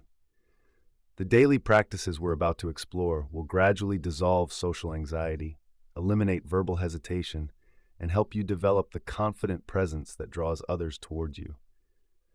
When mastered, those first 5 words will flow effortlessly, opening doors to connections that can transform your personal and professional life in ways you've yet to imagine. The 5-minute promise. The morning sunlight filtered through the half-closed blinds, casting zebra stripes across Sarah's kitchen table. She stared at her coffee, watching the steam rise and disperse. Her phone sat beside her, open to a message from her boss about tomorrow's client presentation. She should respond. She would respond, just not yet. One conversation, she whispered to herself. Just start one damn conversation today that doesn't involve work. The coffee tasted bitter on her tongue, much like the thought of another networking event where she'd hover near the snack table, pretending to text important messages while everyone else connected effortlessly. Sarah closed her eyes and felt the weight of last night's failure settle in her chest. The industry mixer had been a disaster. 3 hours of watching others laugh and exchange business cards while she managed 2 awkward interactions that fizzled after painful small talk. Her college roommate's voice echoed in her mind. You're brilliant at your job, but you need to learn how to talk to humans. The truth stung like antiseptic on an open wound. The neighbor's dog barked outside, pulling Sarah from her thoughts. She moved to the window and watched Mrs. Chen water her roses, talking to them as if they understood every word. The old woman looked up, caught Sarah's eye, and waved. Sarah waved back, a small smile breaking through her gloom. Mrs. Chen had once told her, "Words are just bridges. Some people build complicated ones with big fancy arches. Others make simple ones that get the job done. Both get you across." Sarah returned to her table and pulled out a small notebook. She wrote 5-minute promise at the top of a blank page. Below it, she jotted, "Practice one conversation starter each day, anywhere, with anyone." The simplicity appealed to her. Not a grand social transformation, just a daily habit. Like her morning run or her evening stretches, small, consistent actions that built something larger over time. The local coffee shop would be her first testing ground. She already went there daily. Why not make it more than a transaction? Sarah pictured herself commenting on the barista's unique earrings, instead of mumbling her order while staring at the menu board. The thought sent a flutter of anxiety through her stomach, but a smaller flutter than yesterday. Progress. She ran her fingers along the edge of the notebook, feeling the texture of the paper. In college, she'd mastered calculus through daily problem sets. She'd learned Spanish through 15 minutes of practice every morning. Why should conversation skills be any different? The thought settled her. This wasn't about becoming someone else. It was about training a muscle she'd neglected. Sarah reached for her phone and typed a response to her boss, then closed the message app and opened her calendar. She created a daily reminder, 5-minute promise. As she set it to repeat every morning, she felt something shift inside her, not confidence exactly, but its quiet predecessor, possibility. The clock on her microwave showed 7:42. If she left now, she'd arrive at the coffee shop during the mid-morning lull. Fewer people meant less pressure. She could practice with intention rather than panic. Sarah gathered her things, straightened her shoulders, and headed for the door. The weight in her chest hadn't disappeared, but it had changed form, from dread to determination. What small daily practice might transform your ability to start conversations, and how might mastering this seemingly simple skill reshape not just your social life, but your relationship with yourself? Daily practice. Daily practice, the unsung hero of social skills. The first 5 words that come out of your mouth in any conversation set the tone for everything that follows. But mastering those words isn't something that happens overnight. It's a skill developed through consistent, intentional practice. Just like learning to play an instrument or developing athletic abilities, becoming socially magnetic requires regular training sessions. Think about the most socially graceful person you know. That person who seems to effortlessly start conversations with strangers, who remembers names, asks thoughtful questions, and leaves everyone feeling valued. I guarantee they weren't born with those skills fully formed. They developed them through thousands of interactions, learning from each one, and gradually refining their approach. Your brain processes social interactions through neural pathways that strengthen with use. When you engage in daily conversational practice, you're literally rewiring your brain to make social interactions more automatic and less anxiety-producing. The science is clear. Deliberate practice creates mastery, and social skills are no exception to this rule. Creating a daily practice routine doesn't require hours of your time. Start with just 5 minutes of intentional social interaction each day. This could be striking up a conversation with your barista, commenting on a coworker's presentation, or sending a thoughtful text to reconnect with an old friend. The key is consistency, not duration. Social skills are like muscles. They atrophy when unused and strengthen with regular exercise. Have you noticed how much harder social situations feel after periods of isolation? This isn't just in your head. Your social confidence genuinely diminishes during periods of limited interaction.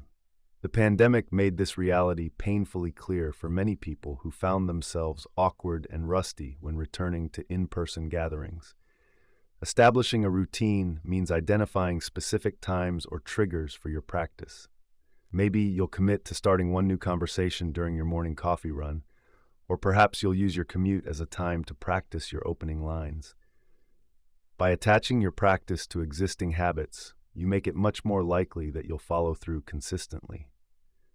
Variety matters just as much as consistency. Speaking to the same people in the same contexts will limit your growth. Challenge yourself to engage with different types of people in diverse settings. The clerk at the grocery store, the person next to you at the gym, the parent at your child's school event.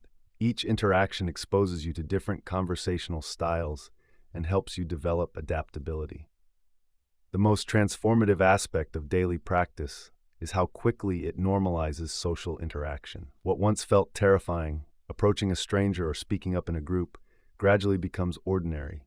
Your nervous system adapts, your anxiety threshold rises, and conversations that once felt impossible become refreshingly mundane.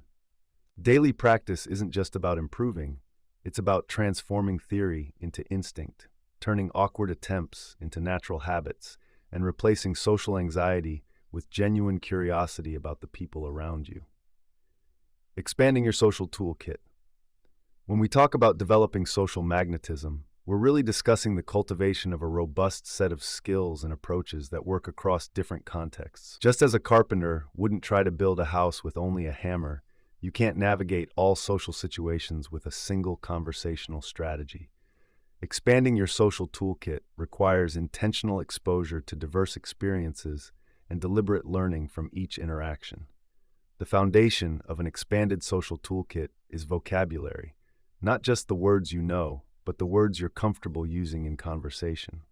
Research consistently shows that people with broader vocabularies express themselves more precisely and leave stronger impressions. This doesn't mean using obscure words to sound impressive. Rather, it's about having the right word at the right moment to capture exactly what you mean.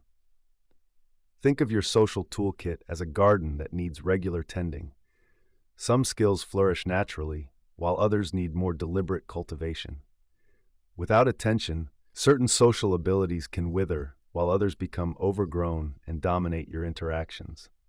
A balanced approach ensures you're not just relying on humor to carry conversations or defaulting to asking questions when you're uncomfortable sharing about yourself.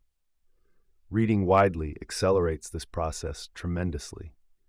When you immerse yourself in diverse writing styles, perspectives, and subject matters, you're essentially borrowing the thought patterns of others. This mental borrowing expands your own thinking and gives you more conversational raw material.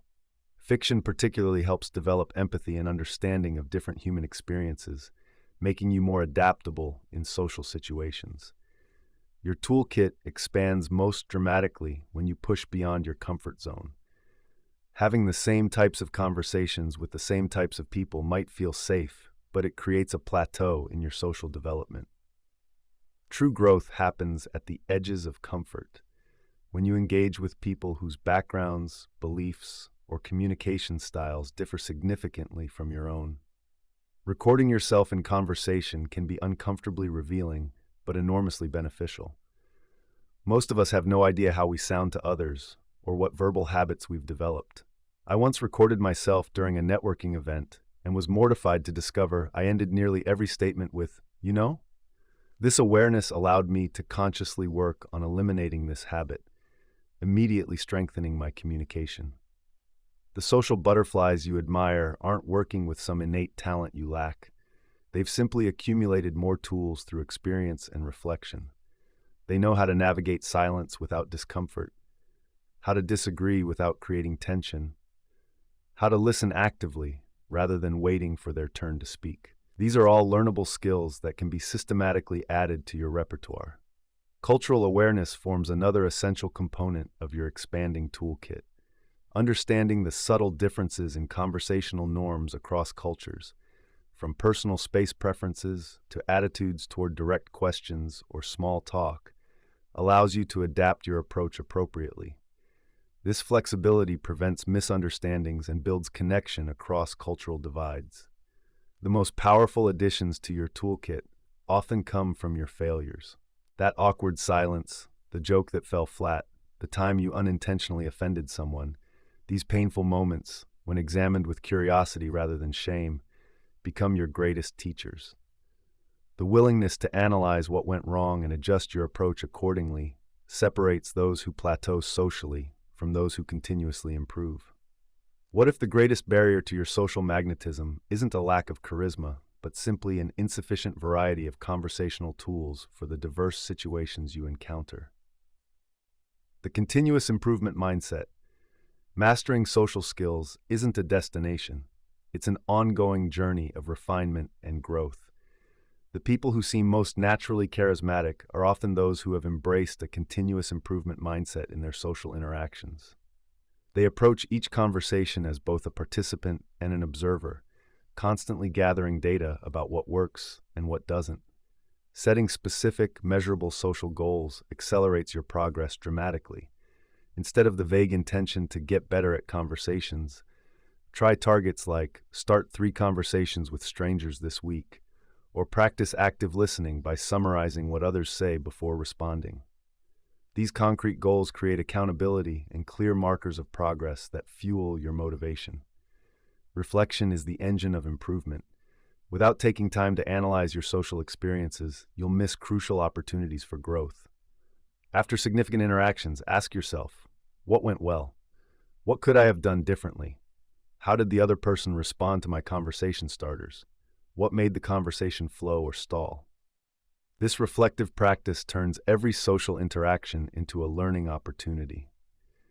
Your journey toward social magnetism will inevitably include setbacks. That awkward party where you couldn't seem to connect with anyone, the important meeting where you stumbled over your words, the first impression you wish you could remake. These moments feel like failures, but are actually critical parts of your development. The most socially skilled individuals aren't those who never make mistakes. They're those who recover gracefully and learn from every misstep. Imagine your conversational ability as a software program that needs regular updates. Without new inputs and occasional debugging, the program becomes outdated and less effective. Similarly, your social approach requires frequent refreshing based on feedback and changing circumstances. This might mean abandoning conversation starters that once worked but now feel stale, or adjusting your communication style as you move between different professional and social environments. Tracking your progress provides both motivation and direction. Consider keeping a simple journal of your social interactions, noting particularly successful opening lines, topics that generated enthusiasm, or questions that elicited thoughtful responses. Over time, patterns will emerge that reveal your strengths and highlight areas needing attention. This data-driven approach turns the subjective experience of conversation into something you can objectively improve. The most transformative improvement technique is seeking direct feedback. While this feels vulnerable, asking trusted friends or mentors for honest observations about your conversation style yields insights you could never gain through self-reflection alone. Questions like, do I interrupt too often? Or, how could I have approached that introduction better? Might be uncomfortable to ask, but the answers provide invaluable guidance for your development. The path to conversational mastery intertwines these 3 crucial elements: daily practice that turns knowledge into habit, a diverse toolkit that equips you for any social situation, and a continuous improvement mindset that transforms every interaction into an opportunity for growth. Together, these approaches don't just enhance your ability to start conversations, they fundamentally change how you connect with others, turning ordinary exchanges into opportunities for meaningful human connection. The 5-minute social workout. Transforming your social skills doesn't require hours of dedicated time each day. Just as physical fitness can improve with short, consistent workouts, your conversational abilities can strengthen with brief, intentional practice sessions. The 5-minute social workout is a powerful daily ritual that can dramatically enhance your ability to start and sustain engaging conversations. Each morning, select one specific conversational skill to focus on for the day. This might be making better eye contact, asking more open-ended questions, or practicing those crucial first 5 words that start a conversation. By narrowing your focus to a single element, you make improvement manageable and measurable. The beauty of this approach lies in its integration with your existing routine. No need to schedule extra time. Simply leverage the interactions you already have throughout your day. The barista making your coffee, the colleague in the elevator, the neighbor walking their dog. Each brief encounter becomes an opportunity to practice your chosen skill. When I first started my own social workout routine, I was terrified of initiating conversations with strangers. My palms would sweat, my heart would race, and I'd often walk away without saying a word. But by committing to just one attempt each day, often using the simplest opening line about something in our shared environment, I gradually desensitized myself to that initial fear. What once required tremendous courage eventually became second nature. The 5-minute workout creates a laboratory for experimentation with minimal risk. If your conversation attempt falls flat, you've lost nothing but gained valuable data about what doesn't work. If it succeeds, you've not only practiced your skills, but potentially made a meaningful connection or brightened someone's day. Keep track of your daily practice in a simple note on your phone or a small journal. Record which skill you focused on, what opening lines worked well, and any insights you gained from the day's interactions. This documentation builds your personal playbook of effective conversation strategies while providing tangible evidence of your progress over time. The compound effect of this practice is remarkable. 5 minutes daily adds up to over 30 hours of focused social skill practice per year. Think about how your conversational abilities might transform with that level of consistent attention and refinement. Small efforts, applied consistently, yield extraordinary results. Commit to your 5-minute social workout every day and watch as conversations that once felt forced begin to flow naturally, as anxiety transforms into excitement, and as strangers become connections waiting to happen. Learning from your conversational heroes, everyone has people they admire for their conversational abilities. Those individuals who seem to effortlessly engage others, tell captivating stories, or make everyone feel valued through their attention. These conversational heroes offer a wealth of techniques you can study and adapt to enhance your own social magnetism. Identify 3 people in your life or in the public eye whose conversational style you admire. What specifically makes them effective? Perhaps it's their ability to ask insightful questions, their skill at weaving humor into serious topics, or their talent for making complex ideas accessible. Once you've pinpointed these qualities, you can consciously incorporate elements of their approach into your own interactions. The process of learning from skilled conversationalists resembles how apprentice chefs learn from master chefs. They don't blindly copy every technique. They observe closely, understand the principles behind each method, and then adapt those approaches to fit their own style and strengths. Similarly, your goal isn't to become a carbon copy of your conversational heroes, but to understand the fundamental principles that make their communication effective. Next time you're in a group setting, pay close attention to the person who most naturally draws others into conversation. Notice not just what they say, but how they say it, their tone, pacing, body language, and the ways they respond to others' contributions. These subtle elements often carry more impact than the actual words being spoken. I once had a colleague who could transform even the most routine meeting into an engaging discussion. His secret wasn't extraordinary charisma or specialized knowledge. It was simply that he responded to each person's comments with genuine curiosity before adding his own thoughts. This small practice of acknowledging others before speaking created a collaborative atmosphere that everyone wanted to participate in. Podcasters and talk show hosts make excellent conversational study subjects. Their job is to quickly establish rapport with guests and guide discussions in engaging directions. Watch how they transition between topics, recover from awkward moments, and use questions to uncover interesting perspectives. Many of their techniques can be adapted for everyday conversations. Stories are the currency of memorable conversation, and your heroes likely use them effectively. Pay attention to how they structure their anecdotes, the brevity or detail they employ, how they build to a point, and the ways they connect personal experiences to universal themes. Storytelling is a learnable skill that dramatically enhances your conversational impact. The most valuable lesson from conversational heroes often isn't their eloquence, but their authenticity. People who connect deeply with others typically bring their genuine selves to each interaction rather than putting on a performance. This authenticity creates trust and invites others to respond in kind, creating conversations of substance rather than mere social scripts. What conversational hero could you study this week, and which specific aspect of their approach might transform your own ability to connect with others? The feedback loop. Measuring your progress. Improvement without measurement is like driving without a destination. You might be moving, but you have no way to know if you're heading in the right direction.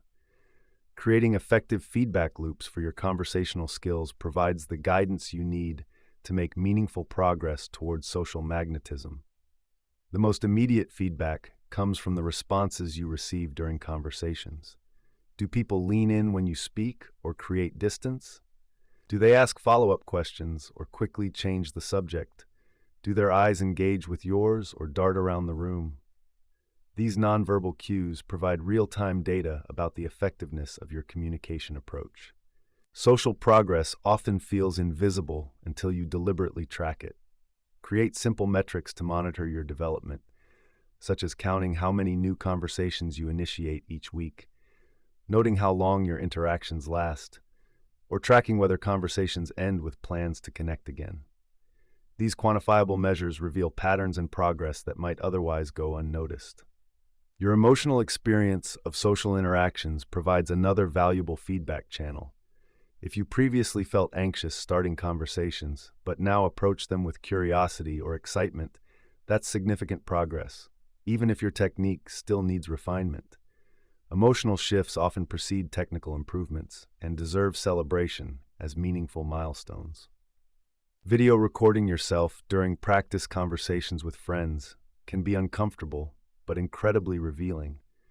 Just as athletes review game footage to improve their performance, watching yourself interact shows blind spots and habits you may be completely unaware of. Does your body language contradict your words? Do you interrupt more than you realized?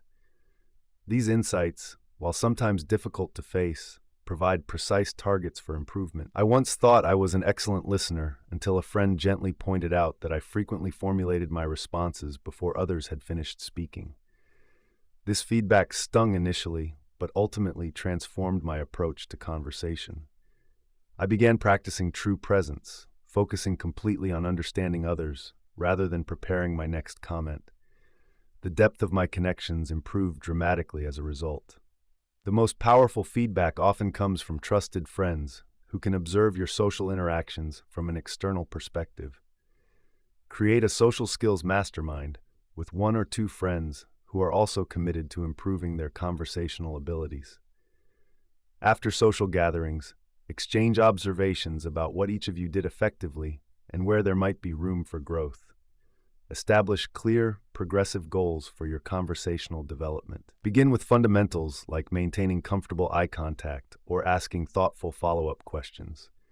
As these basics become second nature, challenge yourself with more advanced targets like guiding group conversations or connecting people with complementary interests.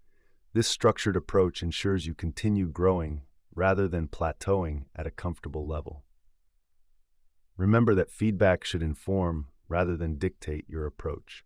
Some well-intentioned suggestions may not align with your authentic style or personality. Filter all feedback through the question, does this help me connect more effectively while remaining true to who I am? The goal isn't to become someone else's version of socially skilled, but to become the most magnetic version of yourself. Your journey to conversational mastery depends on establishing robust feedback loops that highlight both your progress and your opportunities for growth, creating a continuous cycle of awareness, adjustment, and advancement that transforms your social interactions. The vocabulary of connection words are the building blocks of conversation, and expanding your conversational vocabulary creates more opportunities for meaningful connection. This isn't about impressing others with obscure terminology. It's about having precisely the right words to express your thoughts and respond to others with clarity and nuance. The most powerful words in your conversational toolkit are those that invite elaboration and reflection. Questions beginning with how and what typically generate more thoughtful responses than those starting with do or is. Compare, do you like your job? With what aspects of your work do you find most fulfilling? The second question opens a window into the person's values and experiences, rather than eliciting a simple yes or no.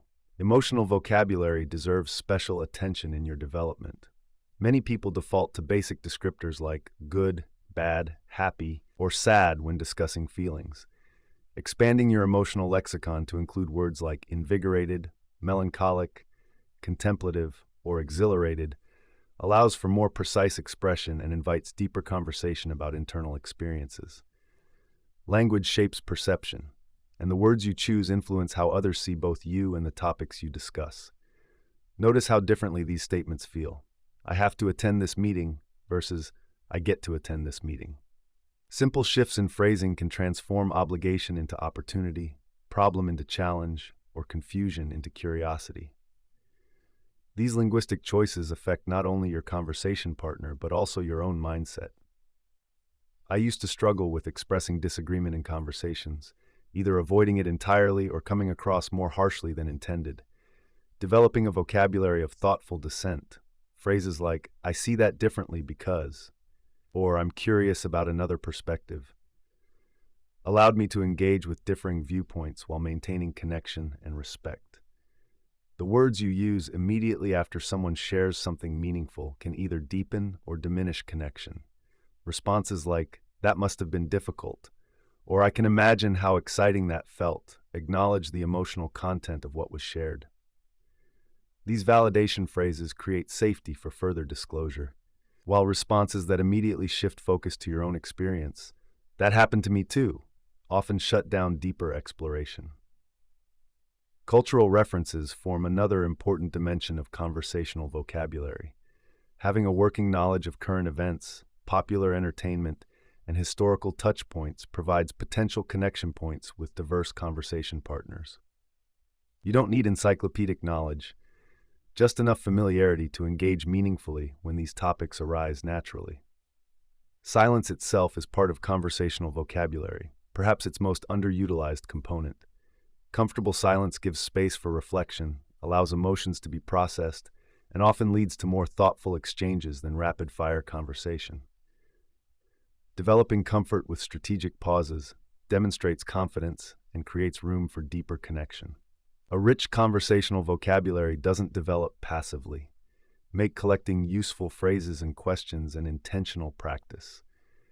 When you hear an expression that elegantly captures a complex idea or a question that opens an interesting discussion, note it for future use. Over time, you'll build a repository of language tools that enhance your ability to connect authentically with others. How might your conversations transform if you approached language with the precision of a poet, the clarity of a teacher, and the warmth of a trusted friend? Practicing in low-stakes settings. Not all conversational practice needs to happen in high-pressure social situations. In fact, the most effective skill development often occurs in low-stakes environments where you feel comfortable experimenting without fear of significant social consequences. Everyday interactions with service professionals provide perfect low-risk opportunities to practice your conversation skills. The barista making your coffee, the checkout clerk at the grocery store, or the driver of your rideshare are all potential conversation partners with built-in time limits. These brief exchanges allow you to test opening lines, practice making observations, or work on your listening skills without the pressure of sustaining a lengthy interaction. Online communities offer another valuable training ground for certain aspects of conversation. While digital communication lacks the nonverbal elements of in-person interaction, it provides a space to practice expressing ideas clearly, asking thoughtful questions, and engaging with diverse perspectives. The asynchronous nature of many online exchanges also gives you time to consider your responses more carefully than you might in real-time conversation. Think of these low-stakes practices as conversational weight training. They build the strength and skill that you'll later apply in more challenging social contexts. Just as athletes don't develop their abilities solely through competition, you shouldn't expect to improve your social skills exclusively through high-pressure social events. When I was working to overcome my social anxiety, I created a progressive challenge system for myself. I began with the simplest interactions, making eye contact and smiling at strangers, before graduating to brief comments about shared environments, then to opinion questions, and eventually to more personal conversational openings. This gradual approach built my confidence through consistent small successes, rather than overwhelming me with intimidating social leaps. Role-playing provides another effective low-stakes practice method. Ask a trusted friend to help you rehearse specific conversational scenarios you find challenging, whether it's introducing yourself at networking events, navigating disagreements, or gracefully exiting conversations. While initially awkward, this deliberate practice creates muscle memory that serves you well when similar situations arise naturally. Pets and plants might seem like unusual conversation partners, but speaking your thoughts aloud, even to non-responsive listeners, helps develop verbal fluency and confidence in your voice. This private practice eliminates self-consciousness and allows you to experiment with different ways of expressing ideas before trying them in social settings. Remember that the goal of low-stakes practice isn't perfection, but progress. Each interaction is an experiment that provides data about what works for you and what doesn't. Approach these practice opportunities with curiosity rather than self-judgment, and you'll find yourself becoming more comfortable with the unpredictable nature of human connection. By consistently practicing in low-pressure environments, you build the conversational foundation that supports authentic connection in all your interactions, gradually transforming social challenge into social opportunity. The art of conversational recovery. Even the most skilled conversationalists experience awkward moments, misunderstandings, and conversational dead ends. What separates social masters from novices isn't an absence of these challenges, but the ability to recover from them gracefully. Developing this recovery skill might be the most valuable addition to your social toolkit. Awkward silences, often feared as conversational failures, can actually be transformed into opportunities for deeper connection. Instead of frantically searching for the next topic, try acknowledging the silence directly with humor or curiosity. I think we just found the end of that conversation thread. What else has been on your mind lately? This honest approach often resets the interaction more effectively than forced continuation of a depleted topic. Misinterpreting someone's comment or missing their point happens to everyone. When you realize you've misunderstood, resist the urge to pretend or push forward. Instead, simply acknowledge the misunderstanding. I think I missed your point there. Could you explain that again? This transparency demonstrates both attentiveness and humility, qualities that strengthen rather than weaken your conversational position.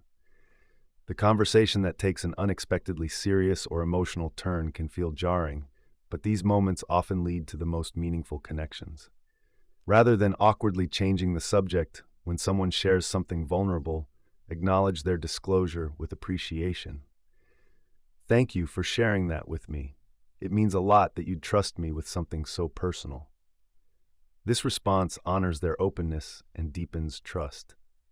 I once made a joke at a dinner party that unintentionally touched on a painful subject for one of the guests. The momentary tension was palpable. Rather than ignoring it or over-apologizing, I simply acknowledged my misstep. I realized that touched on something important, and I didn't mean to make light of it, then gave space for the conversation to naturally reset. What could have been a persistent awkwardness became a brief bump in an otherwise connecting evening. When you realize you've been dominating a conversation, recovery is simple but requires self-awareness. Acknowledge your enthusiasm. I just realized I've been talking for ages. And then create space with an open question that invites others to contribute. This conscious course correction shows social intelligence and consideration for others' experiences. Sometimes recovery means accepting that a particular conversational direction isn't working and pivoting with transparency.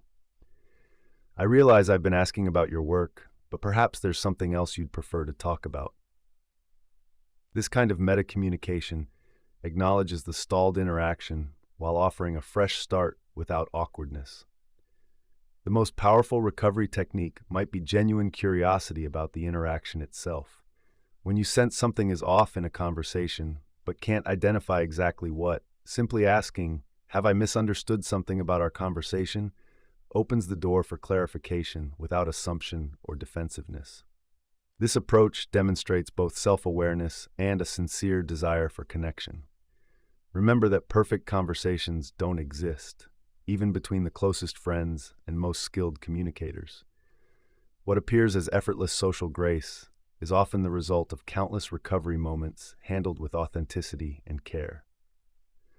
By developing your recovery skills, you free yourself from the paralyzing fear of making conversational mistakes. The art of conversational recovery transforms potential social setbacks into stepping stones for deeper connection, allowing you to approach each interaction with confidence, not because you'll never misstep, but because you know you can navigate any awkwardness with grace and authenticity. The integration phase. After deliberate practice, toolkit expansion, and continuous improvement comes the most rewarding stage of conversational mastery, integration. This is where conscious techniques become unconscious competence, where what once required focused effort now flows naturally as part of your authentic self-expression. Integration happens gradually, often noticed first in moments of surprise, when you realize you've confidently started a conversation without rehearsing, navigated a difficult topic with ease, or connected deeply with someone without conscious technique. These moments signal that your practice is bearing fruit, transforming from external skills into internal capabilities. The integrated conversationalist maintains awareness without self-consciousness. You remain present with others rather than monitoring your own performance. This shift from self-focus to other-focus creates the space for genuine connection that transcends technique while still benefiting from all you've learned and practiced. My own integration moment came during a conference where I found myself effortlessly moving between conversations, introducing people with thoughtful context, and feeling energized rather than drained by the interactions. What had once been a carefully constructed social persona had become a natural expression of my best self. The techniques were still there, but they'd moved from foreground to background, supporting rather than driving my social experience. This integration doesn't mean perfection. You'll still have awkward moments and conversational missteps. The difference is that these no longer feel like failures of ability, but simply part of the natural rhythm of human connection. Your recovery becomes as instinctive as your technique, allowing you to navigate social waters with resilience and grace. The truly integrated communicator adapts effortlessly to different contexts without losing authenticity. The core of who you are remains consistent, while your expression shifts appropriately between professional settings, intimate friendships, casual acquaintances, and new introductions. This contextual fluency feels less like changing masks and more like highlighting different facets of your genuine self. As integration progresses, you'll find yourself innovating rather than imitating. The conversational models you once studied become inspiration rather than prescription. You develop your own signature approaches, questions, and conversational pathways that reflect your unique perspective and values while incorporating all you've learned about effective connection. The final sign of integration is when you begin naturally teaching others, not through formal instruction, but through modeling and thoughtful sharing of what you've learned. Your own journey of growth becomes a resource for others developing their social skills, creating a virtuous cycle of improved communication that extends beyond your personal interactions. The journey from conscious competence to integrated mastery transforms social interaction from a skill you practice into a natural expression of who you are, allowing your authentic self to connect with others through the first 5 words and every word that follows. Commitment to mastery. Daily practice isn't just advice, it's the bridge between knowing and embodying. Throughout our journey, we've explored how those crucial first 5 words can transform fleeting moments into meaningful connections. Now, as we close this chapter, remember that mastery lives in the mundane moments of everyday practice. The path we've outlined, daily conversational practice, expanding your social toolkit, and applying continuous improvement, forms the backbone of social magnetism that can't be faked. These aren't just techniques, they're commitments to becoming someone who connects effortlessly and authentically. Think of your conversational skills like muscle memory. The awkward pauses and nervous starts gradually dissolve when you make social interaction part of your daily rhythm. Those who appear naturally magnetic aren't born with this gift. They've simply practiced until the seams no longer show. I remember spending months avoiding networking events, convinced I'd never master the art of walking up to strangers. Then I committed to speaking to one new person daily. at coffee shops, in elevators, waiting in lines. Within weeks, my brain stopped treating these interactions as threats and started recognizing them as opportunities. The transformation wasn't magical, it was methodical.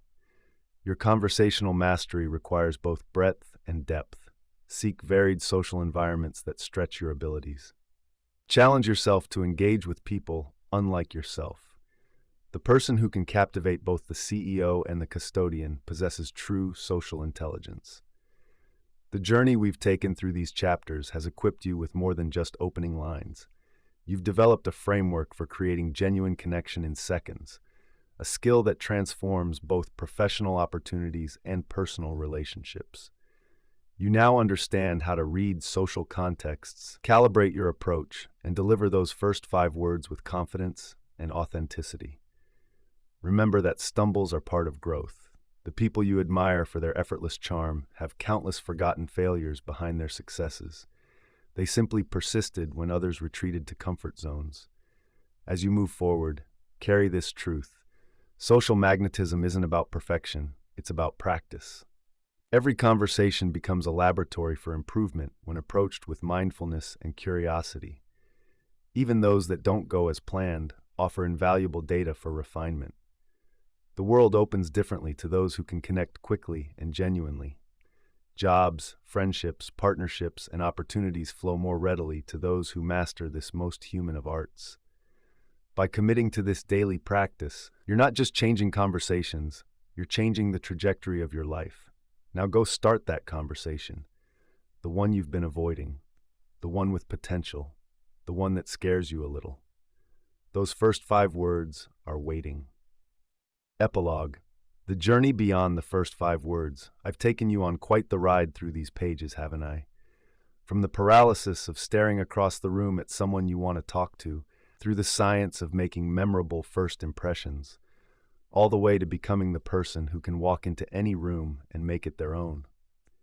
But this journey doesn't end with the closing of this book. It begins the moment you open your mouth to speak those crucial first 5 words. The truth is, I didn't write this book because I was born a social butterfly. Far from it. I wrote it because I once stood frozen at the edge of countless rooms, drink clutched too tightly in my hand, desperately wishing I knew the magic formula to break through the invisible wall separating me from meaningful connection. Every technique, every story, every framework in these pages emerged from years of awkward conversations, painful rejections, and gradually refined approaches that finally clicked. Mastering conversation isn't about having an arsenal of clever lines. It's about developing the confidence to be authentically present in each moment. The first 5 words matter tremendously, but they're merely the doorway to something far more valuable: genuine human connection in a world that's increasingly starved for it. Let's take a moment to revisit the core principles that can transform how you approach any social interaction. The power of genuine curiosity transcends any memorized opening line.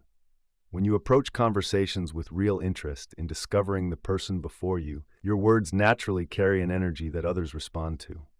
Remember that everyone is fighting an invisible battle. Approach them with warmth rather than agenda. Your body speaks before your mouth does. The subtle shifts in posture, eye contact, and expression we explored aren't manipulative tactics. They're the physical embodiment of your internal state. Alignment between what you say and how you carry yourself creates the resonance that makes you magnetically compelling. Context mastery separates amateur conversationalists from those who seem to have a supernatural ability to say the right thing at the right time. The same opening that soars in a casual networking event might crash at a somber gathering. Reading the room isn't just a skill, it's respect made visible. But theory without application gathers dust on mental shelves. Here's how to put these principles into practice starting today. Start small. Choose one technique from this book and apply it in low-stakes situations, perhaps with the barista at your local coffee shop or with a neighbor you normally just wave to. Notice how tiny shifts in your approach yield different results. Create your personal library of conversation starters tailored to different contexts. The examples throughout this book aren't meant to be memorized verbatim, but adapted to your unique voice and circumstances. Write them down, practice them aloud, make them yours. Embrace rejection as data, not defeat. When an opening falls flat, and some will, resist the temptation to retreat into your shell. Instead, ask yourself, was my timing off? Did I misread the context? Was I truly present or mentally rehearsing my next line? Each interaction, especially the uncomfortable ones, offers valuable feedback. I'd be remiss not to acknowledge the limitations of what I've shared. No single book can account for the infinite variety of human personalities and cultural contexts you'll encounter. Some people will remain difficult to engage no matter how skillfully you approach them. There will be days when your social energy feels depleted, when even your best openings feel forced. This isn't failure, it's being human. What matters isn't perfection, but progress. The person who initiates 10 conversations and stumbles through half of them still makes 5 more connections than the one who stays silent, analyzing the perfect approach that never leaves their lips. Tomorrow I challenge you to speak first. When you feel that familiar hesitation before introducing yourself, lean into the discomfort. Remember that on the other side of those first 5 words lies the possibility of a conversation that could change the trajectory of your day, your career, or even your life. Social magnetism isn't a mysterious quality bestowed upon a lucky few. It's a skill built through intention, practice, and the courage to begin. You already possess everything you need to transform how you connect with others. The question is no longer whether you can become a compelling conversationalist, but whether you'll take the first step. And so as our conversation comes to a close, I leave you with this thought. In a world where digital connection often substitutes for real presence, your willingness to engage authentically, to look someone in the eye and speak those first 5 words, isn't just a social skill. It's a radical act of humanity. The most basic and powerful way to connect to another person is to listen. Just listen. Perhaps the most important thing we ever give each other is our attention. A loving silence often has far more power to heal and to connect than the most well-intentioned words. Rachel Naomi Remen.